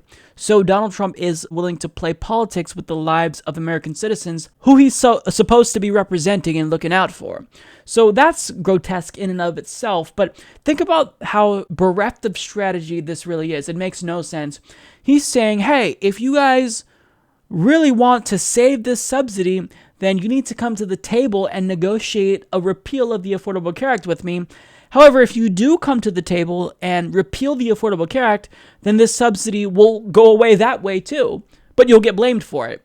So they have absolutely no incentive to get on board with this and negotiate with you, because if they just allow you to repeal this subsidy and people lose their insurance, then you'll have the blood on your hands for this. But if they come to the table and actually work with you to repeal the Affordable Care Act, then they get blamed for it too. And the same subsidy will go away if you repeal the Affordable Care Act. So how is that leverage? How is that going to bring them to the table? That makes no sense. And it shows that you're not really that great of a negotiator after all, because in order to negotiate with someone, you actually have to have leverage over them. But if you're saying, hey, come take away this thing, or I'm going to take it away first, they have no incentive to come to the table with you and then get blamed for it. So this is incredibly dumb. Now, a bit more about this subsidy. The payments are called cost sharing reductions, or CSRs. They reimburse insurers for the expense of providing special insurance plans with lower out-of-pocket costs to customers with outcomes below 250% of the poverty line, or $61,500 for a family of 4. Now, the Affordable Care Act doesn't actually appropriate money for this subsidy, but Obama still dispersed money for it anyway, which is just one of the many failures of the Affordable Care Act. But Republicans actually sued the Obama administration, and they claimed that this was unconstitutional, and a U.S. District Court judge took their side. So there is a chance that this subsidy will be going away anyway, but Trump is saying, you know what, I'm going to repeal this subsidy sooner. So Donald Trump has no strategy. He has resorted to throwing a temper tantrum in order to get Democrats to come to the table. It makes no sense. All you're doing is stripping away a subsidy sooner than if you were to repeal the Affordable Care Act. And furthermore, you have no replacement for the Affordable Care Act, Trump. So literally, by just repealing the Affordable Care Act and not replacing it, what happens? All the people that got the Obamacare subsidy, anyone who benefited from the Medicare expansion, or the Medicaid expansion, they will be thrown off their health insurance. Why would Democrats take the fall for you? Because if they come to the table, they take the fall for you effectively. They have no incentive to do that. So the world's best negotiator has resorted to throwing a temper tantrum. If this is how you do business and how you did business as a businessman, then it's no wonder why you went bankrupt, because this is no strategy. And furthermore, to still push the envelope when it comes to Obamacare and repealing this, you're just going to throw people off of their health insurance. And if political science research has told us anything, it's that you can't take away a social safety net program after you've given it to people. That's not acceptable. That's not how you cultivate legitimacy. That's not how you generate public support. So if Donald Trump does this, he will be widely unpopular because support for the Affordable Care Act is increasing. So what we need to do now is just amend it and make it better. Fix it. Take that Medicare expansion and expand it to everyone, and then you fix it. We end this healthcare debate forever. We implement Bernie care. But Trump doesn't want to do that because he's a corrupt buffoon, and he doesn't want the American people to actually have healthcare coverage because he's shown that he has contempt for us. He doesn't just not care about us, which would be one thing. He actually hates us. He thinks about us as peasants. And this is what I've hypothesized before. And in trying to do this strategy, in trying to hold the healthcare of millions of Americans hostage, he's proving me right. So I've got an update for you guys about the YouTube apocalypse. So last week I talked about how the revenue of progressive content creators like Kyle Kulinski, like David Pakman, and even the Amazing Atheist, who doesn't necessarily do news, but he covers social issues, their revenue basically collapsed. and they were making next to nothing, and ads really weren't being displayed on their videos. Now, for me, I told you guys it was difficult for me to see how my channel was affected, because even though I saw a huge dip in my revenue specifically on that day, my revenue was recently reset back to 0 when I joined a network partner. So it was difficult for me to track it, and I've really had to pay close attention to the situation on a day-by-day basis. And now it is very, very clear that we are heavily affected by the YouTube advertiser crisis. Basically what's happened is, to kind of explain it, is you have your views and then you have your revenue. So both of these things should be relatively close. So if you get, X amount of views, you should get X amount of revenue. Now, what I noticed on that day when I made the video was that, there was a gap between my views and my revenue. And what I've seen as the days have kind of gone on is that the gap between my views and my revenue has widened. So we hit the lowest point in revenue this week that I think we hit since maybe 2015, when I had like 5,000 subscribers. I mean, it was the lowest ever. And this is because YouTube just doesn't seem to be playing as much ads on my channel. Now, I can't talk specific numbers. However, last month, when I generated 50,000 views in one day, I'd make a certain amount of money. But now, when I generate that same amount of views, I am making 60% less. So that goes to show you that this channel is affected. Now, still, that's not the same as Kyle Kulinski and David Pakman were affected, because, they saw a 90% hit. But this is only the beginning. I'm only really beginning to see the start of this. So we're kind of moving into a storm, and I'm preparing for the worst. However, kind of seeing how Kyle Kulinski was blacklisted and David Pakman was blacklisted, but they're no longer blacklisted, I'm at least privileged in that I can know what to expect more. I can look to them because they experienced this first. So additionally, another thing that is very strange is that I was enrolled in an affiliate program that many YouTubers are enrolled in. So there's a certain company that I'm not allowed to name anymore, that they pay you to promote their products. It's a monthly service, and anytime you sign up for a free trial, they give us commission, maybe $10, $15. I think it's $15 for this one. And all YouTubers have this same affiliate program. Now, I signed up for this when I first launched the podcast, and when I had 3 episodes and I met the criteria, they approved me. And all of a sudden, I received an email from them saying, hey, we have reviewed your channel and you no longer meet the guidelines. So we are going to discontinue your affiliate program. And also, please stop making videos until we discontinue this so nobody uses your link. Well, I'm not going to stop making videos. I'm just going to remove the link. But I responded and I asked them, why are you discontinuing my show? Because you already reviewed my channel and I do meet the criteria. But I see a new guideline there that wasn't there before, saying if your channel does hate speech, if you are controversial, or if you're political in nature, you do not meet our guidelines and we cannot make you an affiliate. Now, what they're doing is very problematic because they're doing the same thing as other advertisers. They're lumping any political shows in with hate speech. So it doesn't matter that I come out and literally denounce hate speech, and my show is antithetical to hate speech. It's called the Humanist Report. It doesn't matter. If we're political, we might be controversial, so they don't want us to be an affiliate. Now, this isn't necessarily a big problem for me because we haven't made that much money from them. I think I've made less than $100 in total. So this is definitely a blow that we can absorb. However, I'm worried that if this does happen to others with the same affiliate, enrolled in the same affiliate program as me, who do political shows, when it comes time for them to be reviewed or whatever, apparently they conduct a review periodically, they may be unenrolled in this. And if you do generate a lot of money from this program, then this is going to hurt. So even people who are kind of seeking affiliate programs outside of YouTube may be impacted by this. Now, again, this isn't going to hurt me very much because I didn't really talk about this affiliate program very much. I made basically nothing from it. But it's problematic because it's emblematic of a trend that we're seeing. And if they follow suit, then maybe other affiliate programs may follow suit. So any alternative means of us producing revenue outside of YouTube besides Patreon, that may be in jeopardy now. Now, my video last week on Syria was demonetized, which isn't surprising to me, but it was 23 minutes long. It took hours for me to research, edit, and put it together. Yet, one of my viewers sent me a screenshot of YouTube promoting videos about Syria from the mainstream media news outlets.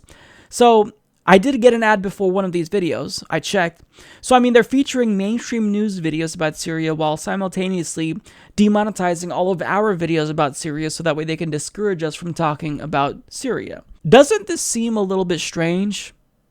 Doesn't it seem that since, you know, some of us may be saying things that are contrary to what the Pentagon and the mainstream media want you to hear about Syria, doesn't it seem like they're trying to dissuade us and they're trying to push a different narrative from the mainstream media? I mean, I feel like I'm not wrong to break out the tinfoil hat here. It seems like they're trying to crush independent media outlets.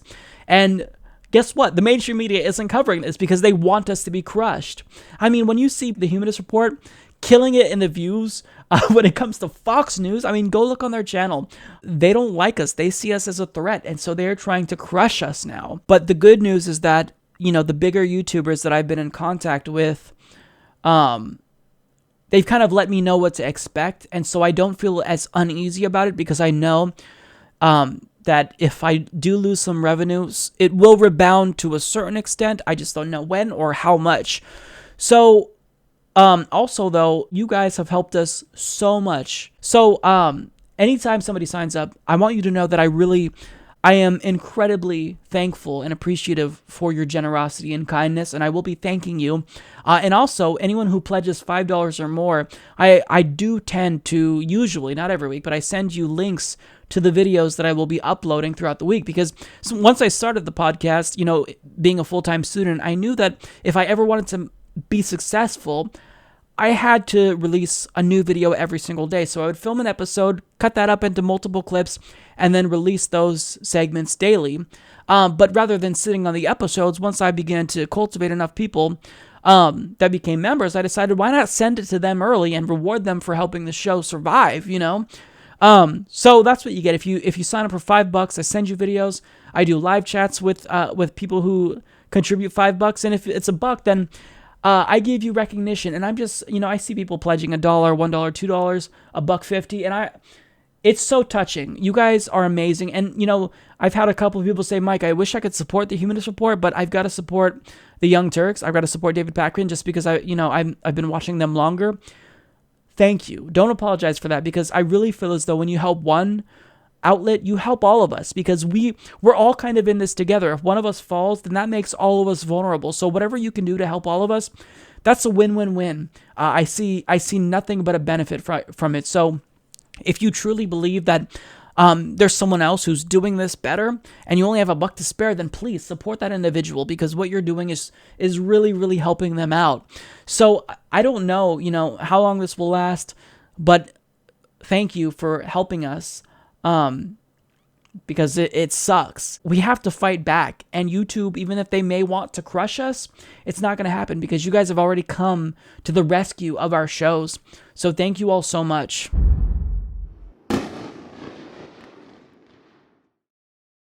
So as you watch this video right now, the Humanist Report just passed a gigantic milestone, one that I never thought we would have ever passed when I started this channel.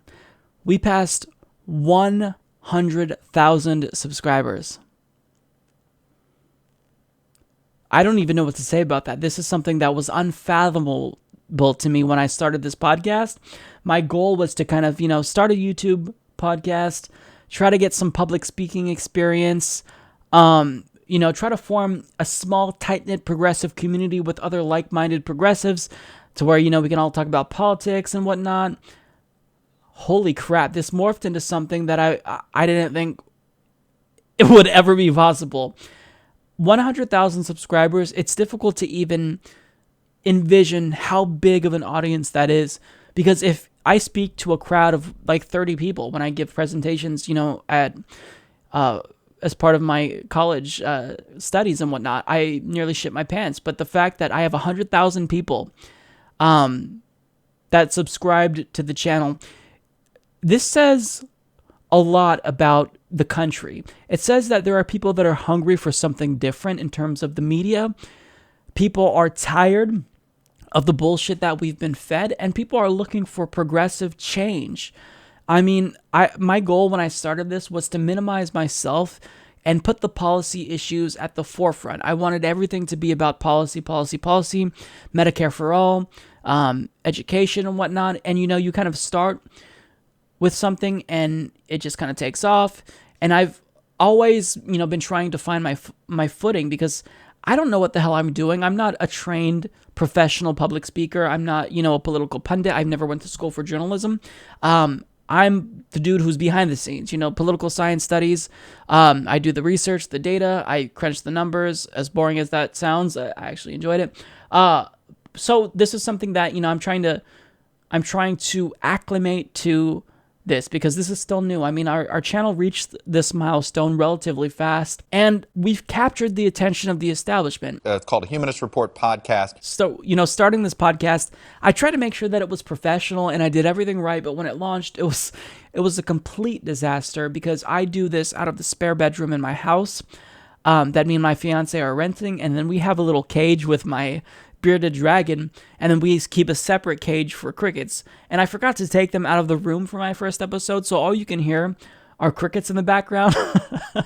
And like an idiot, I hooked up the microphone, but it was recording audio from my laptop. So technologically speaking, it was a disaster, but it was the most fun I've had in a long time. It's going to be a really tough battle, but I think Bernie Sanders can do it. We just got to get behind him. We got to support him. You can go to berniesanders.com and donate to his campaign. Even $5 is going to help, because this is really a grassroots effort. If you want a non-establishment candidate, if you want someone who's going to get money out of politics, you've got to support Bernie Sanders. And even though I was awkward doing it, and it took me a while to really find my voice, now that we're doing this, I feel as though I'm really doing something important. So, I mean, I don't look at this as a victory for the Humanist Report. I look at this as something that the progressive movement did.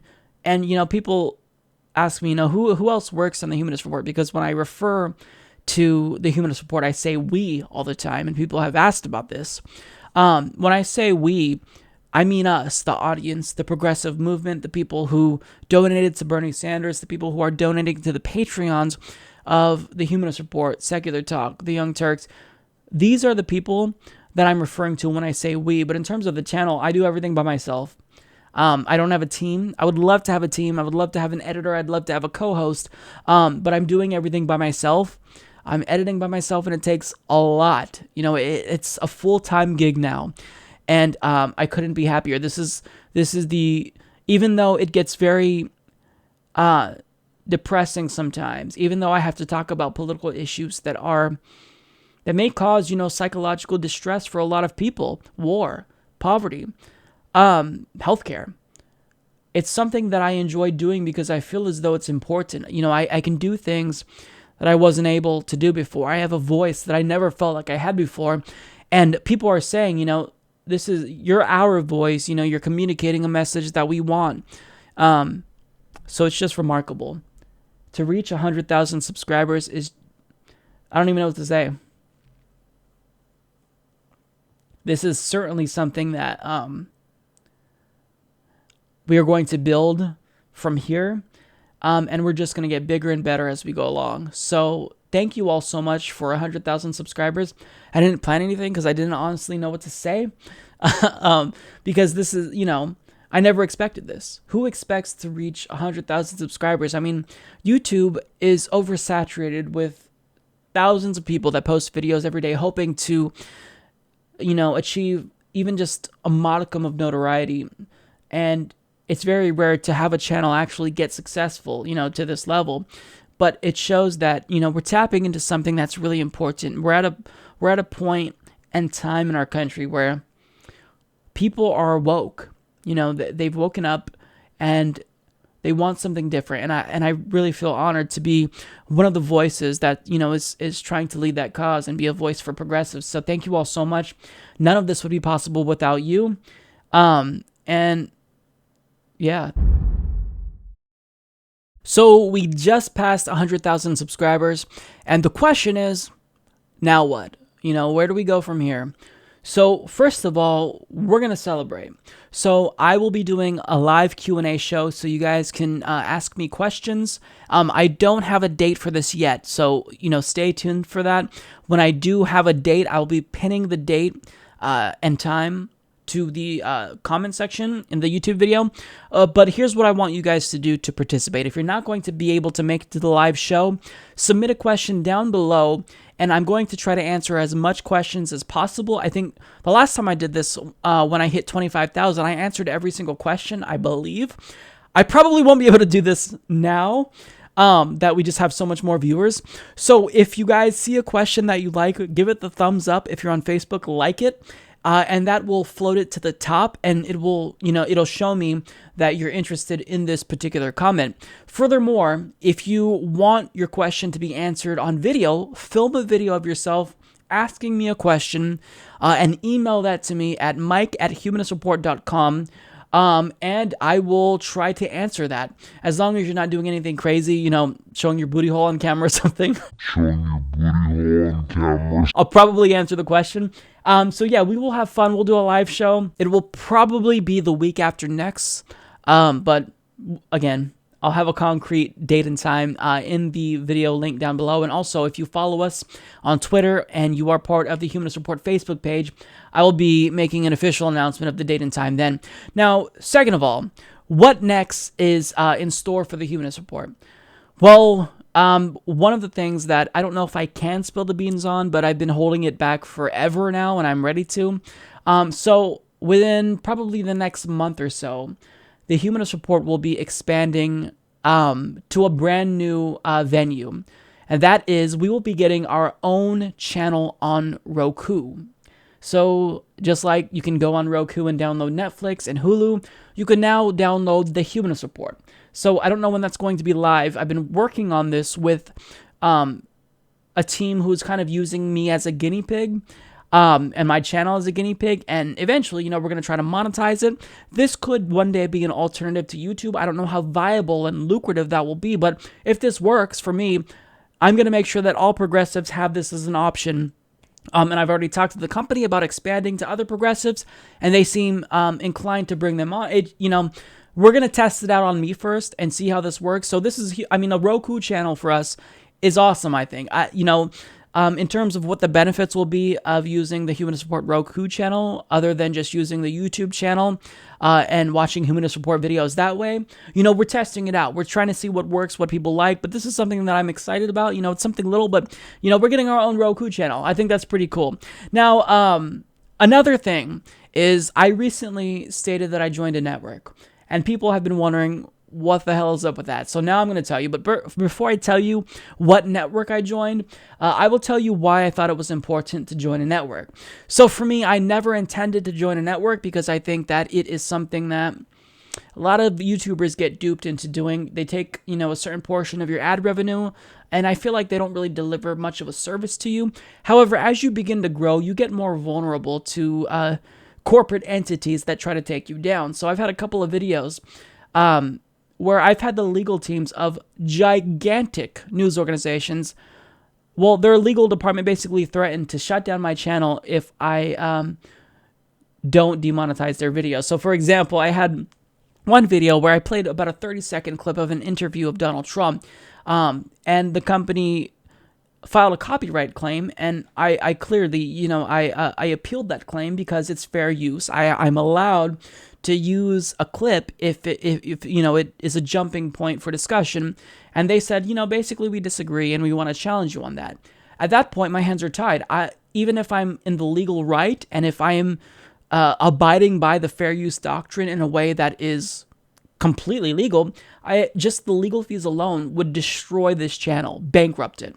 So there's no way I could challenge it, so I had to concede. And what happens is, there are times as well when I got copyright strikes on my channel, and this is because I showed a picture of Trevor Noah. His face is so sacred that if you show even just the picture of him, Viacom will give you a copyright strike.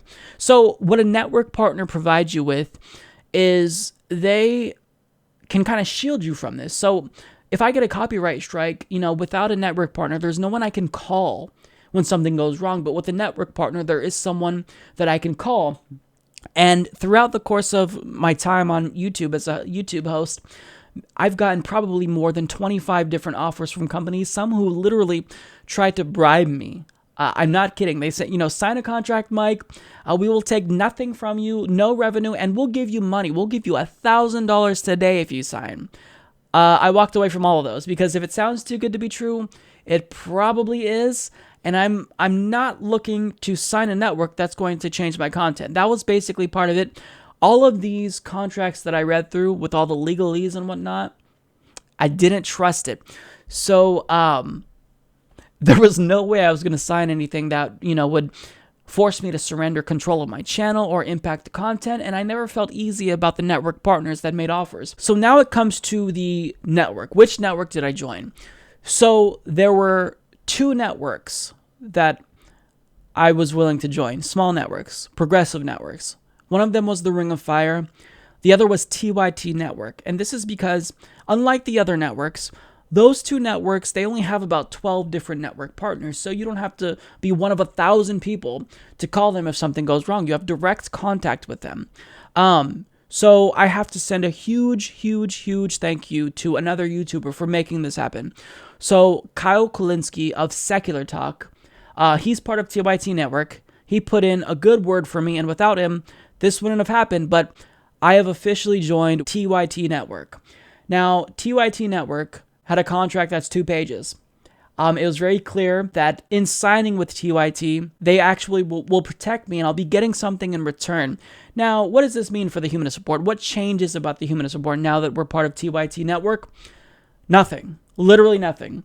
Content doesn't change at all. In fact, we just have protection now, and it might help us grow even faster because it could give me the opportunity to be on, the main show, which would expose a bigger audience to the Humanist Report. And my content stays the same. I don't have to worry about anything. And if I get a copyright strike and I have a legal team threatening to shut me down, I can call up the Young Turks and they can come to the rescue. And I feel a lot better. And, since I've joined, they've been great. And I've already seen, since they've been really trying to share my videos, I've seen a lot of growth. The thing about a network partner is that, you're a partner. So you're co-equals in this relationship. So this doesn't mean that TYT owns the Humanist Report. And part of the reason why I joined TYT is because they have a contract where I can get out of it. You're not backed into a corner, which is great. Now I have, I don't see myself leaving because I think that they've been incredibly helpful just in terms of little details about things, just saying, hey, Mike, if you put the Humanist Report in the tag section of your video, this will really help to kind of link your videos and you'd get more suggestions. So little things like this that have just been tremendously helpful, and they've been incredibly kind. So I'm very, very excited. Again, huge shout out to Kyle. He is the one that made this happen. He's the one that put in the good word for us. Without him, we would not be part of TYT. And they've been great. Steve-O, Aaron, they have been really, really helpful. Anytime I have a message, if I email them 100 times a day, they respond. They're just looking out for us, and it feels good to kind of have someone to call when something goes wrong. And the advice that they've given me, I think, has been invaluable. So, these are kind of the things that are coming with the channel, just big things to help us grow. Nothing is changing, but that doesn't mean that I do want to grow the show in other ways. I'd love to have a co-host one day. I'd love to host maybe different types of podcasts in addition to the Humanist Report on this channel. But, we're taking it all one step at a time. I've been kind of doing little things here and there as I've grown. But right now I'm just going to, we're going to enjoy the ride and just continue to talk about politics and push the issues that are important. So, yeah, hopefully you guys are excited by the news. If not, then you can tell me on the live show that we do. So I'll see you guys there. Hey everyone, I am here with author, columnist, journalist, and founder of counterpropa.com, H.A. Goodman. How's it going, H.A.? It's been a long time since we have spoken. I know, Mike. How you been? I've been doing really well. Hanging in there in spite of the ridiculously toxic political climate. How about you? Same here. It's been crazy. I really appreciate being on your show. Well, I appreciate you coming back on, man. I don't know about you, but just especially within the last week, it's been difficult to sleep when you think about, like, I want to pull up one of your headlines here. So on counterpropa.com, you say Trump could start World War III with another Syria airstrike. So I was going to ask you about your opinion on that, but that kind of tells me that we're on the same page here. How terrifying really should we all be? I've been accused of being too hyperbolic when I mentioned World War III, but clearly you agree with me. I mean, are we right to panic right now? Absolutely. It's not hyperbole at all. In fact, I have a weekly show on Monday with Tim Black. It's called No Sellouts. And the last No Sellouts, we talked about it. And in terms of the article in Counterpropa, it's also in the Huffington Post. Number one, there are over 4,000 soldiers Russian soldiers in Syria right now. Number two, the Russians are conducting twice as many airstrikes as we are in Syria. Number three, they have over 7,000 nuclear warheads. We have around 6,900 nuclear warheads. Both countries have a no first use policy, meaning that both countries reserve the right to utilize nuclear weapons first, without an adversary launching anything at them. The big issue with Syria is that it's a proxy war. The Russians, Vladimir Putin has direct national interest to keeping Assad in power. Iran and Syria are really the only allies of Russia in the Middle East. We have Israel, Saudi Arabia, Gulf nations, the majority of them, even Iraq and Afghanistan, even though we've destabilized those countries, the power structure is aligned with us. So their greatest ally aside from Iran is Syria. They have a decades-long relationship throughout the Cold War, militarily and politically, with Syria. We had the chance, if it's about humanitarian reasons, we had the chance in 2012. The United Nations and Russia both gave us peace deals to negotiate. We denied every request. Obama and Clinton basically said we'd rather have a proxy war than any chance at peace with Assad, even though Bill Clinton worked with Milosevic for peace in the Balkans. And up until the Libya fiasco, which Hillary Clinton was the deciding factor, President Obama was weighing whether or not to remove Gaddafi. Joe Biden was against it. Clinton was for it. That's his biggest mistake. He told Fox News that was his biggest mistake. There are now slave auctions in Libya. It's completely destabilized. It's a failed state, and there's ISIS safe havens throughout Libya. So basically, it was never about humanitarian reasons. It was always about regime change. Assad is not a good person. He's a bastard, fine. But we worked with dictators throughout our history. If, let's just say, we remove Assad, are Howard Dean and Nero Tandon going to occupy Damascus and fight IEDs? Because once we remove a dictator, we send the army to occupy and to rebuild the country. And then our soldiers face IEDs, snipers, ambushes. But the really big issue with Russia, which gets back to there's no hyperbole. Russia will never let Assad fall, ever. If we forcibly, let's say through further airstrikes, because Trump said he's open to more airstrikes, if we provoke Russia, they have every incentive to either call our bluff or to escalate. And they're not, even though it's not a bipolar world anymore, they still have they have more nuclear warheads than we do. So, and we've encircled them in terms of NATO, in terms of the world. We are a dominant, we're more dominant than Russia is. They can't really counter us directly, economically, or even militarily. Right. But in Syria, if they're pushed, it's like cornering an animal. So that is a very dangerous situation, which, if I agree 100% with you, it's not a matter of if something horrible takes place. It could be a matter of when. Right. And, at the beginning of my segment on Syria, I opened basically by saying, I hate to say this, but this is the start of something catastrophic in terms of foreign policy.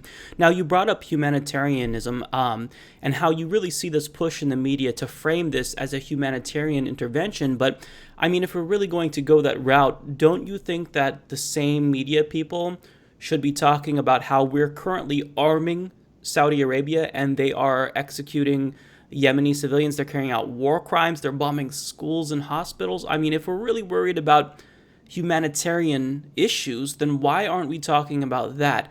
Clearly, I think that you see the military-industrial complex having its way with the media right now, and when you have, Democrats and Republicans in Congress both pushing for the same thing, I think that, maybe you kind of are on the same mind with me when I really feel like everyone is kind of coming together like they did before Iraq to push us into war.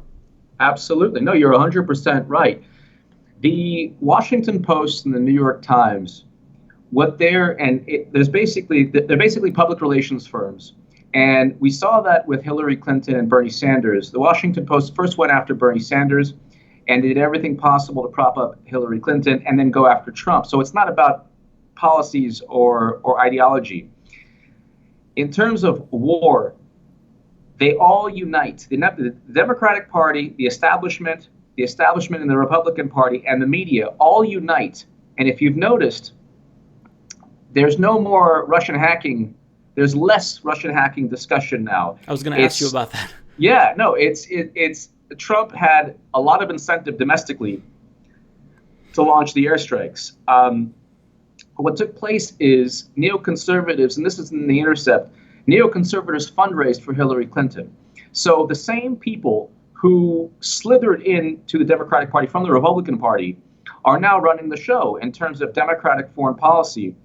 They're running the show also. You have the McCains and Lindsey Grahams out there that are also war hawks and pushing for the for Syria regime change.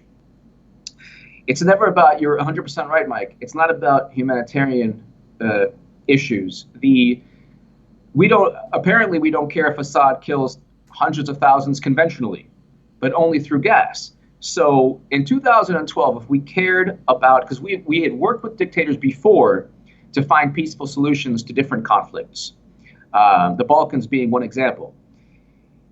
This is why when I said that I would only vote for Bernie Sanders and then I would vote for Jill Stein, this is why both parties are the same, because they unite on war, foreign policy.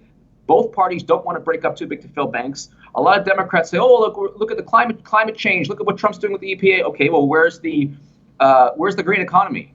Because the Green Party, Jill Stein has an actual date where she wants a green economy, where the economy is running on renewable energy sources. Democrats do not have that. So that's why I say, this is a prime example. They've all united, and what is being done to Tulsi Gabbard is absolutely horrendous, and it's one of the big reasons Trump is probably going to win again in 2020. If he continues with the hawkishness, he might not, because then Americans will say, well, you know what? If we're going to have war and the military-industrial complex, we might as well have that without the border wall.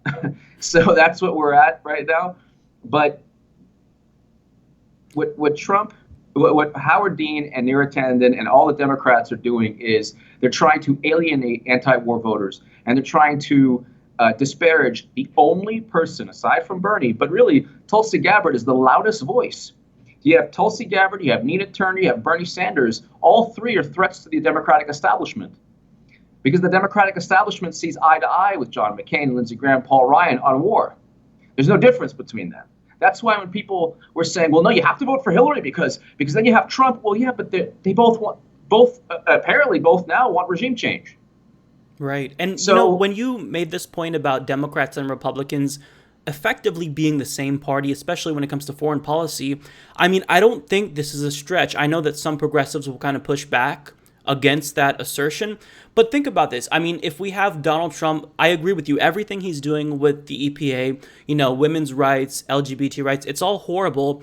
What he's doing, though, is he is rolling back social progress via executive order. These are all things that can be reversed when we actually do get a progressive president in the White House. However, things that they both agree on, both parties, intervention, regime change, these are things that can't be reversed. You can't take back the lives that are lost once you bomb another country. So this is why when H.A. Goodman, just talking to the viewers, or when I say, they're so similar that why come out to vote for them? You might as well, stay home or vote Republican. I mean, I'm not encouraging people to stay home, but I mean, this is the mindset that a lot of voters that I've spoken with have. This is why. It's because Democrats don't offer us anything differently, and it's so frustrating. And one thing I wanted to ask you about now is you mentioned Russia. So you've also been on the same page with me when it comes to Russia and their Russian hysteria. So I want to ask you now, what are they going to do? Because Trump clearly has shown that, if you're willing to bomb Putin's ally, you're not a bitch of Putin. So what are they going to do? Do you think this is all just kind of going to fizzle out? Are they going to try to continue this narrative? I mean, I just kind of want to get your general take on this situation now that they're kind of backed into a corner. Well, do you know how insane the whole thing? It's so insane because everybody from Howard Dean to Neera Tanden can't name the New York Times got a Pulitzer Prize on their courageous coverage of the Russia's reemergence or their attempt at trying to further their value system, some bold, baloney like that. It is so insane and it is so ridiculous and ludicrous. There's nothing that they can actually point to. So Bush, when George W. Bush, Russia had a military intervention in Georgia, neighboring country. He did nothing. Under President Obama, there was an intervention in Ukraine. Obama did nothing militarily. Russia has the 12th ranked economy in the world. They don't have the economy to go into Poland or to attack Poland. They are not attacking and occupying or controlling any country in the world. Nobody is accusing them of that. So there's no specific military danger that they pose to the West. They're not going to. This isn't the Cold War where they're possibly going to invade Poland. That's not going to happen. They can't. The whole Russian Putin evil Russian from 1996 to 2009, around 96 journalists were killed in Russia. After 2009, Hillary Clinton and President Obama signed off on 20% of U.S. uranium capacity being sold to Uranium One, and Uranium One sold that to the Kremlin. Now, the Snopes article has nothing to do with what I just said. The Snopes article is just saying that Clinton wasn't paid directly. Fine. But if they're that big of an enemy, why sell uranium that they could then sell to North Korea or to anyone else? So there's nothing specifically that people like Neera Tanden or Howard Dean or the Democratic establishment can actually say, well, Russia will do this if we don't oppose them. The whole Syria thing is, well, this is a way to fight Russia without fighting Russia. It's a proxy war. So we can have an arm wrestling match, and if Assad falls, we'll win. But then who's going to rebuild the country? Right. And if we cared about the country, this is what Democrats, especially, because Republicans, we know who they are. We know that. At least one thing I respect about Republicans is that they have a value system and they vote for politicians that honor their value system. So Trump, he said he's going to build a wall. They want a wall. They want whatever, the executive orders, and he appeased his base. What happens to progressives who want single payer, breaking up too big to fail banks, reinstating Glass-Steagall? They are bullied, stomped on. You better fall in line. If you don't, you are ostracized. You get, hit pieces by the Daily Beast. Daily Beast wrote about me just because I said Bernie was better and Clinton would not win. And so that's the difference between both parties. But in terms of the future, there's no anti-war movement in America. It's been completely swallowed up and almost destroyed by the Democratic Party. There needs to be an anti-war movement. If there is, you then have a split between anti-war Democrats and Republicans. Then there's a choice. If people in 2020 are going to say, you know what, I can get a corporate centrist Democrat or Trump, they might just pick Trump. Right. Because at least he is who he is. He's not a liar or somebody that, stomps on his base. The Democratic Party is not true to its base. And you see it on social media. You see it everywhere. If you don't follow the party line, if you're not afraid of Russia, then there's something wrong with you. If you don't believe that Trump worked with WikiLeaks to hack the DNC to undermine Clinton's chances, then there's something wrong with you. Right. So I'll follow up. So I would disagree with you when you say that Trump's not a liar. I think the difference between Trump and the Democrats is that he just believes his lies. Yeah. I mean, Trump is a liar, but that's what I agree with you. Trump, though, he's at least truer to the right value system. So right, he's actually trying to give the base something in terms of the wall. I see what you're saying. Whereas with Barack Obama, I mean, we got crumbs here and there from Obama, but I mean, I felt like he didn't ultimately do, and I think I'm not alone here. Clearly, he didn't do what he sought to do, which is change the way that we do politics in Washington, whatever the hell his tagline was back then. So no, I agree with you. I think that the Republican Party, they are truer, to their base. I think that they at least represent their base for the diehard Republicans. Whereas with the Democratic Party, you elect them to be anti-war. We elected, Obama to be anti-war, and we got Libya. We got the same drones. Yeah, right. The drones. And he didn't pull out of Iraq. When for me, I mean, that was the first time I was old enough to vote for Obama. So I voted for him. Basically, that was an anti-Iraq war vote. I wanted him to pull out of Iraq. And look at that. We are still in Iraq right now. So it's just it's so frustrating to me. Now, one thing that I wanted to ask you about was Bernie Sanders' Unity tour with Tom Perez, and what your thoughts are on this, because I see this and it makes me cringe, because I feel as though Bernie Sanders, he's a powerful person. He is the most popular politician in the country right now. So I feel as though by going on this Unity tour, he's tacitly endorsing the Democratic Party and is in effect rewarding them for bad behavior. I mean, they recently voted down a ban on lobbyist contributions. They are now cheerleading Donald Trump when they purport to be the resistance, now that he is trying to start another war. So do you think I'm being too unreasonable here? Because I just feel like, I mean, and I don't hate Bernie Sanders. I'm still on the Bernie bus. I don't know if you are. I think you probably are too. Yeah. But I mean, really?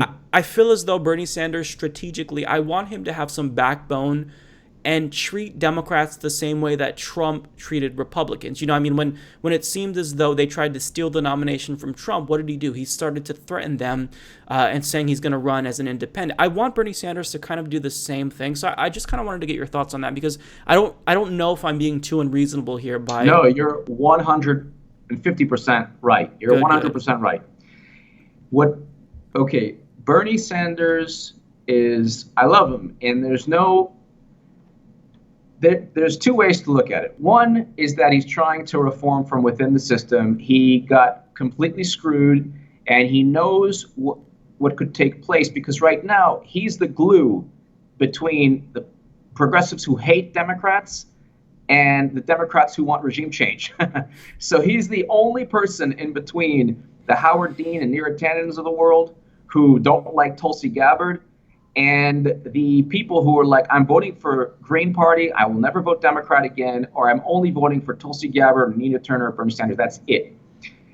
If he leaves the Democratic Party, Democrats are absolutely screwed. There's no inspirational motive.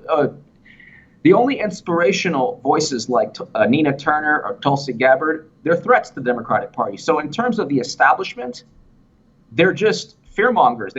They fear Russia. That's it. That's not going to get progressives to the polls. That kind of thing, that rhetoric gets conservatives to the polls. If you can frighten conservatives and say, oh, these people are invading us, that gets them, motivated.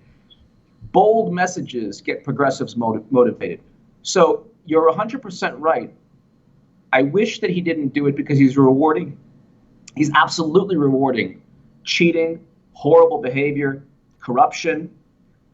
The alternative is that he leaves, or he threatens the Democratic Party, saying, I'll remain independent if you don't change. I'm not going to go ahead and speak up for you anymore, or defend, or further the Russia thing, which is also, I was very disappointed when Bernie furthered the Russian a hacking thing. Oh, me too, man. Me too. Yeah. So you're 100% right. I just think that the only hope now in terms of a counter-establishment voice are two people, Nina Turner, but Tulsi Gabbard.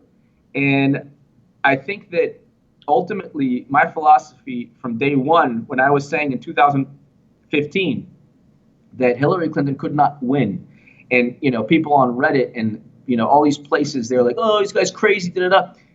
I talked about favorability ratings. I talked about all of the issues that Clinton, the real reasons why, and the fact that she was advised by neoconservatives. And we see that now with the merger of both parties. We see that all the true colors are coming up. They don't hate Trump anymore. Now they're okay kind of with Trump, sort of, because they have to defend Clinton's foreign policy and at the same time kind of defend what Trump's doing because, it's very similar to regime change. But the only way to defeat Trump, I always say now, is to defeat the Democratic establishment. Mm-hmm. Because at the end of the day, Mike, let's say Tulsi runs and they do everything possible to prevent her from winning. Let's say Bernie runs or Nina Turner runs and they do everything possible from preventing them from winning.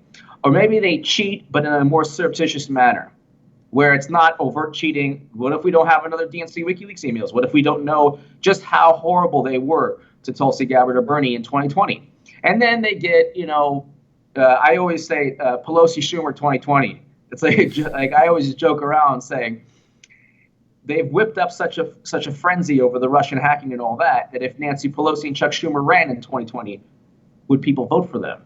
And the Pelosi Schumer progressives and Democrats, the only way to defeat them is to say, I'm not voting for anyone who won't break up banks, who won't reinstate Glass-Steagall, who won't ban fracking, who won't oppose regime change. If you have backbone, listen, I'm sure there's a lot of people watching this that they don't like me. That's fine. It's totally cool. But have some backbone. Don't just say, oh, I'm so afraid of Trump. He's rolling back all of these things. Well, how do you think he got there?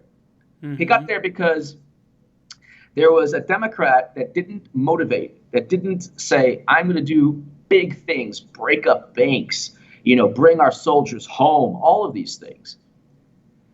If you have a centrist, Trump is not only going to win, he's going to win in the same way he won against Hillary. And one quick thing, you're 100%, one reason you're 100% right, Mike, about Bernie is that as much as I rail against Hillary Clinton, there's one positive about her in terms of money. She raised $1.2 billion. Trump, as this reality show star, raised $600 million, spent $600 million. Bernie only spent $200+ million. There's like a DNC lawsuit now where, Bernie voters trying to get their money back.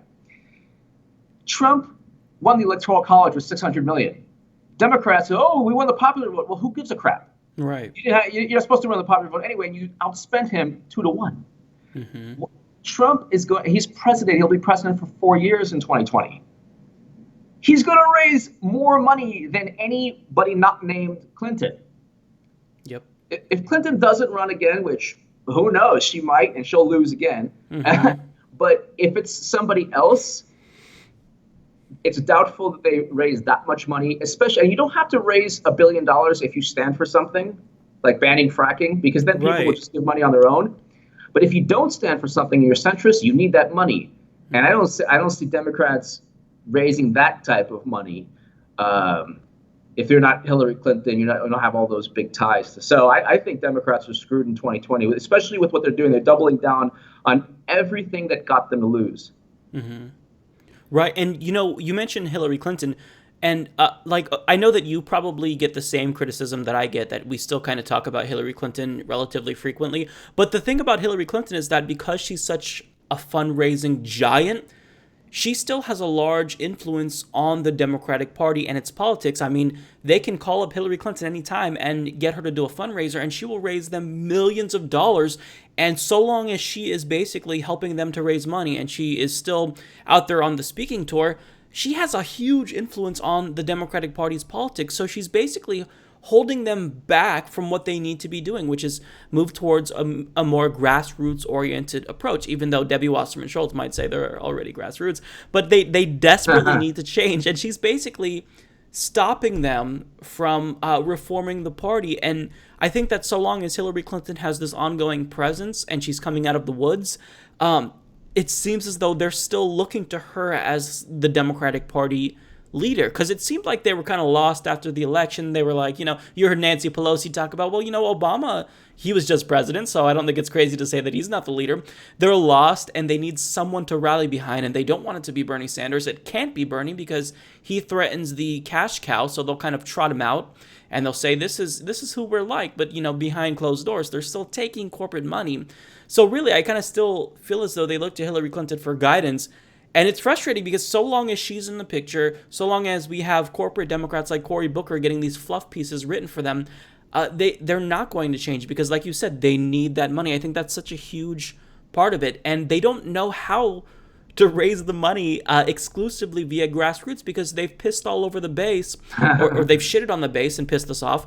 And what who wants to donate to them if we feel as though my money isn't going to buy me anything, politically? So it's kind of just the situation where I feel like if Donald Trump lost, I would be surprised in 2020 at the rate that we're going, especially now that they're rallying behind him in Syria. So I feel like we're just fucked, HA. Absolutely. No, I agree 100% with you. Look, when people say, oh, Hillary's gone, they don't get it. The only reason we're talking about Russian hacking in April of 2017 is one person, Hillary Clinton. It's unbelievable, too, because people say, oh, the threat now is Trump. Don't focus on Hillary. Well, how do you think you're going to defeat Trump? By finding out why Clinton lost. And the same reasons Clinton lost, they've actually doubled down and bolstered.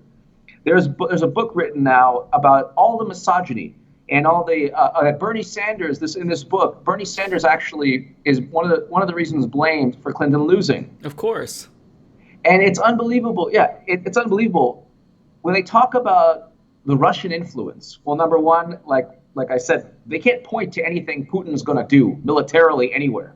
Aside from prop up Assad, they can't say this is a specific national security threat to us because of X, Y, and Z. They can't say that. But in terms of Clinton losing, has anyone ever said, hey, maybe we should fix the corruption in the DNC and make sure that the DNC doesn't screw over the next progressive candidate? No. Nobody's talking about that. Debbie Wasserman Schultz, Donna Brazile. Donna Brazile actually admitted that, yeah, she did actually give debate. She didn't give debate questions to Bernie. That's not the way it works. She gave debate questions to Hillary Clinton. She admitted that, no outrage. And then you get the Washington Post and the New York Times winning Pulitzer Prizes. It's well documented through WikiLeaks. There were friendly journalists in the New York Times. Maggie Haberman is one of them, who actually teed up stories and wrote stories.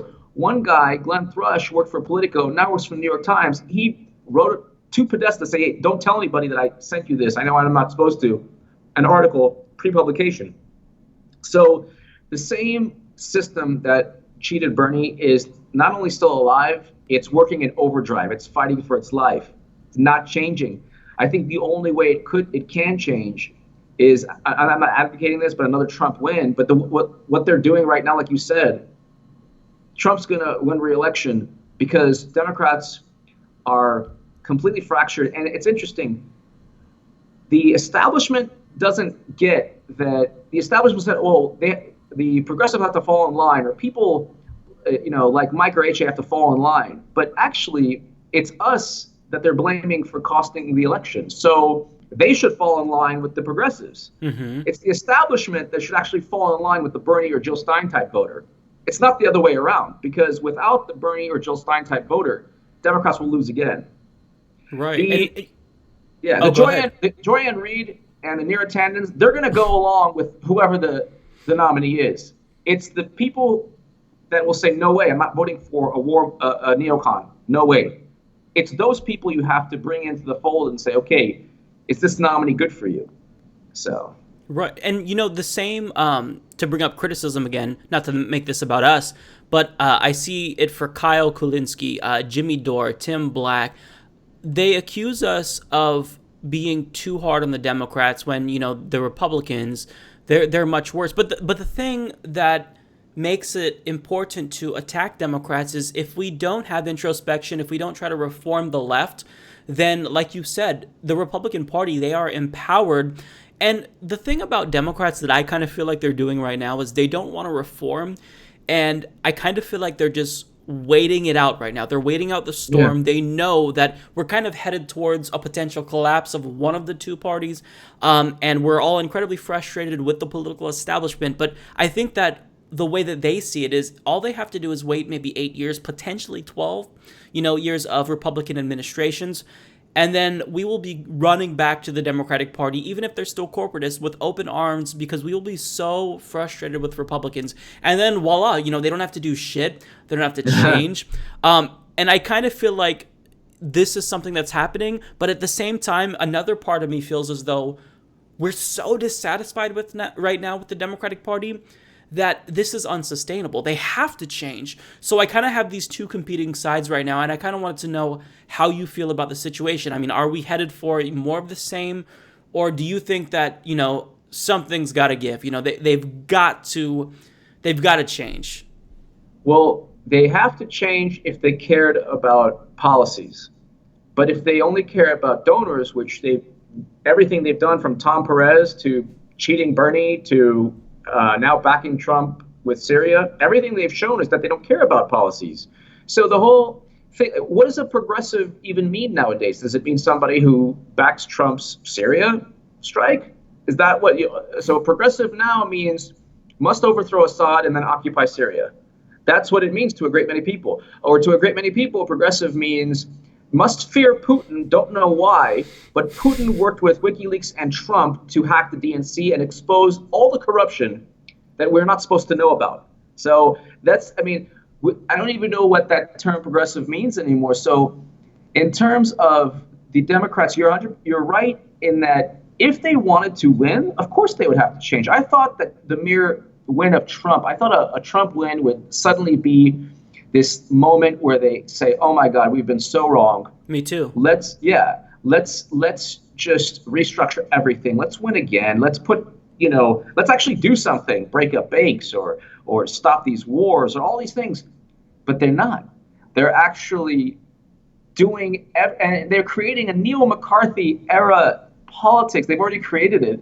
And then the Trump Syria strike really did work. I mean, it's unbelievable. It really did shut them up. Now they're not talking about it. I mean, I guess he almost won again, with this. But you're right. I mean, if they want to win, they will look at whatever, the Bernie voters. But how many times have you heard, oh, Bernie Sanders cost the election, or Bernie voters, or are you happy? And they even go now, are you happy now because if you're voting for Bernie? Are you happy? It's like, no, you're the other way around. You cheated for the loser. Bernie Sanders would have won. We were right all along. Come on. Yeah, we were right all along. Bernie Sanders would have won. If he wasn't cheated, he would have won the primary, and he would have won the when people say, well, he 4 million more votes. Well, yeah, but she was given questions. All the super delegates, every establishment person. Oh, she's so qualified. She's under criminal investigation. That's another thing. Mm-hmm. If people got on me for writing about her email investigation. If she got indicted, we would have had Bernie as nominee, and Bernie would have destroyed Trump.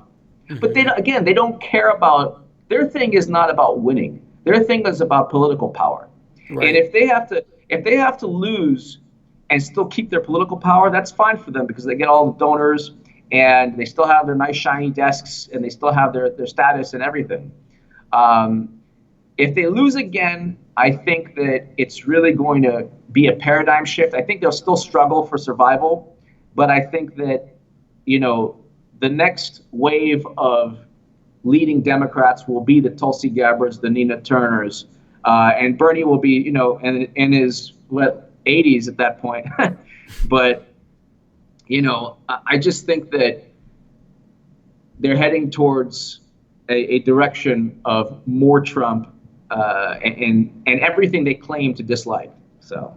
Right. It's hypocritical. It's frustrating. He's unhinged. He's deranged. He's unfit to be president. However, if he's going to be leading us into a new war, then I think that he is perfectly capable of doing that, despite everything that we've said about him being a loose cannon and whatnot.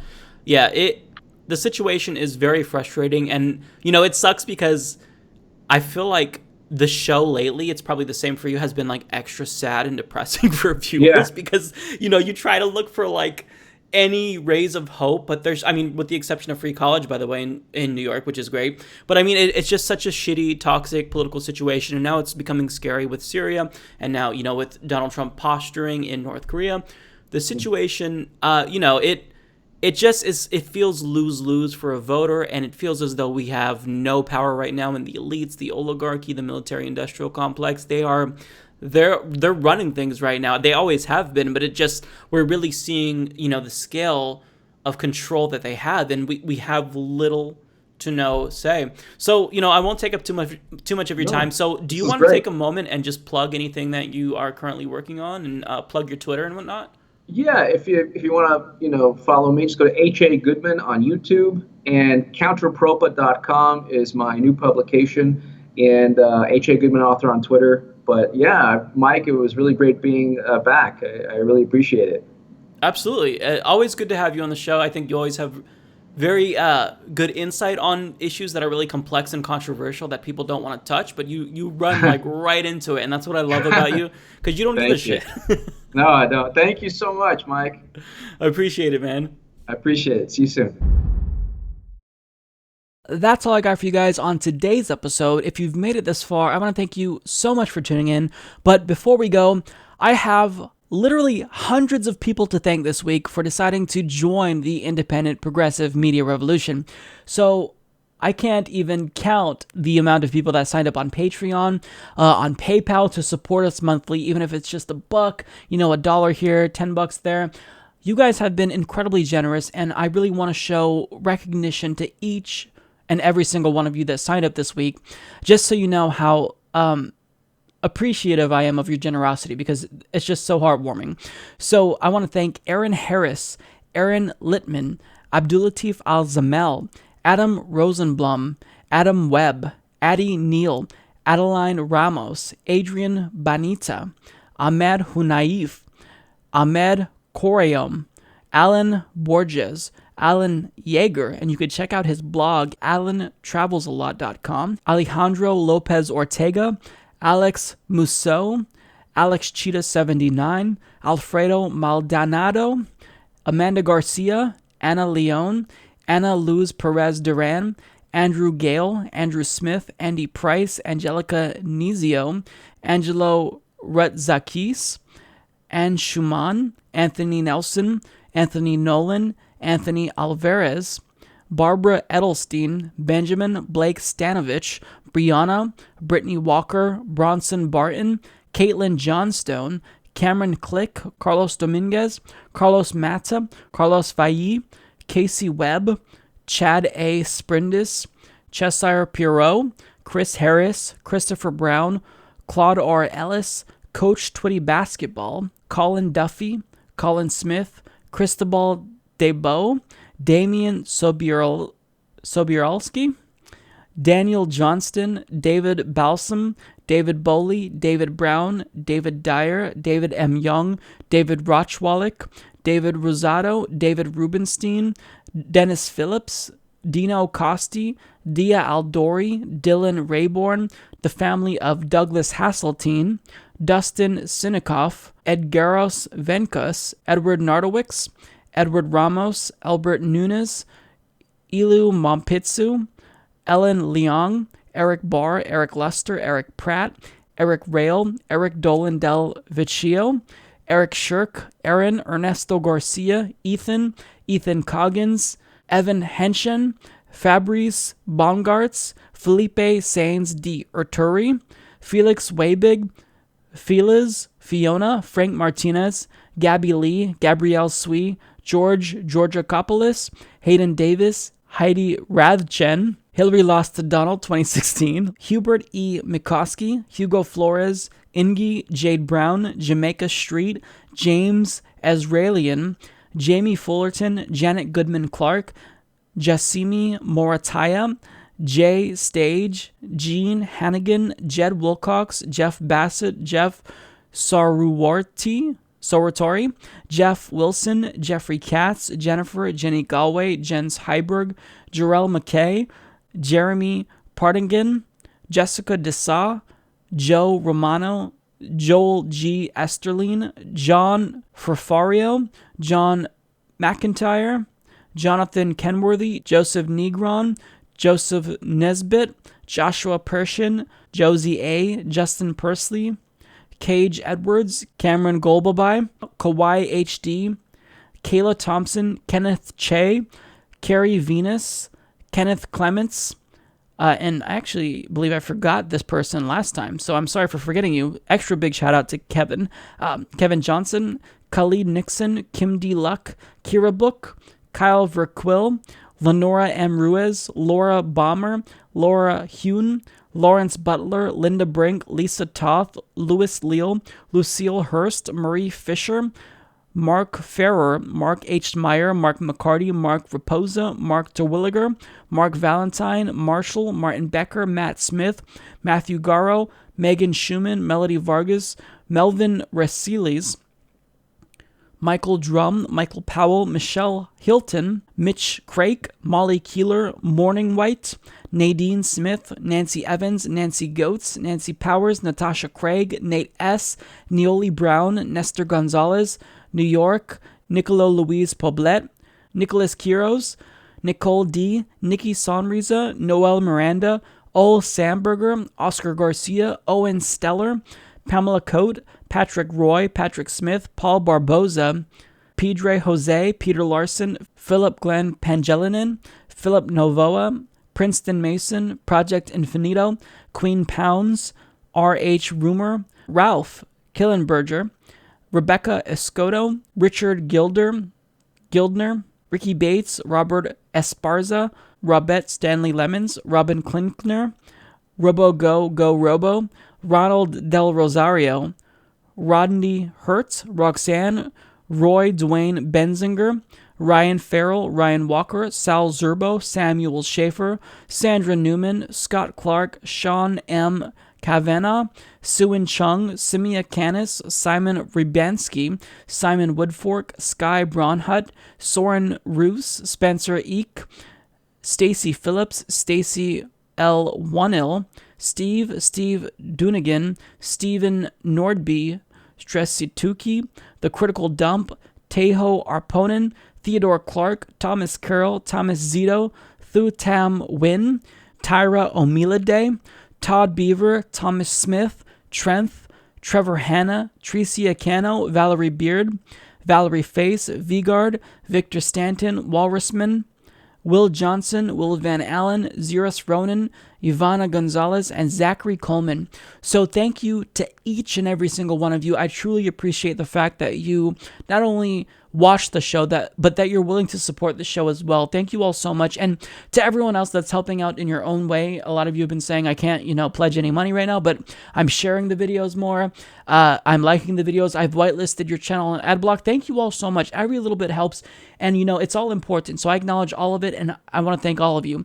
So that is the end of the episode for today. I will see you all next week. It's been an exciting show. I mean, we are at 100,000 subscribers. That's insane. So yeah, I'll see you all next week. Take care.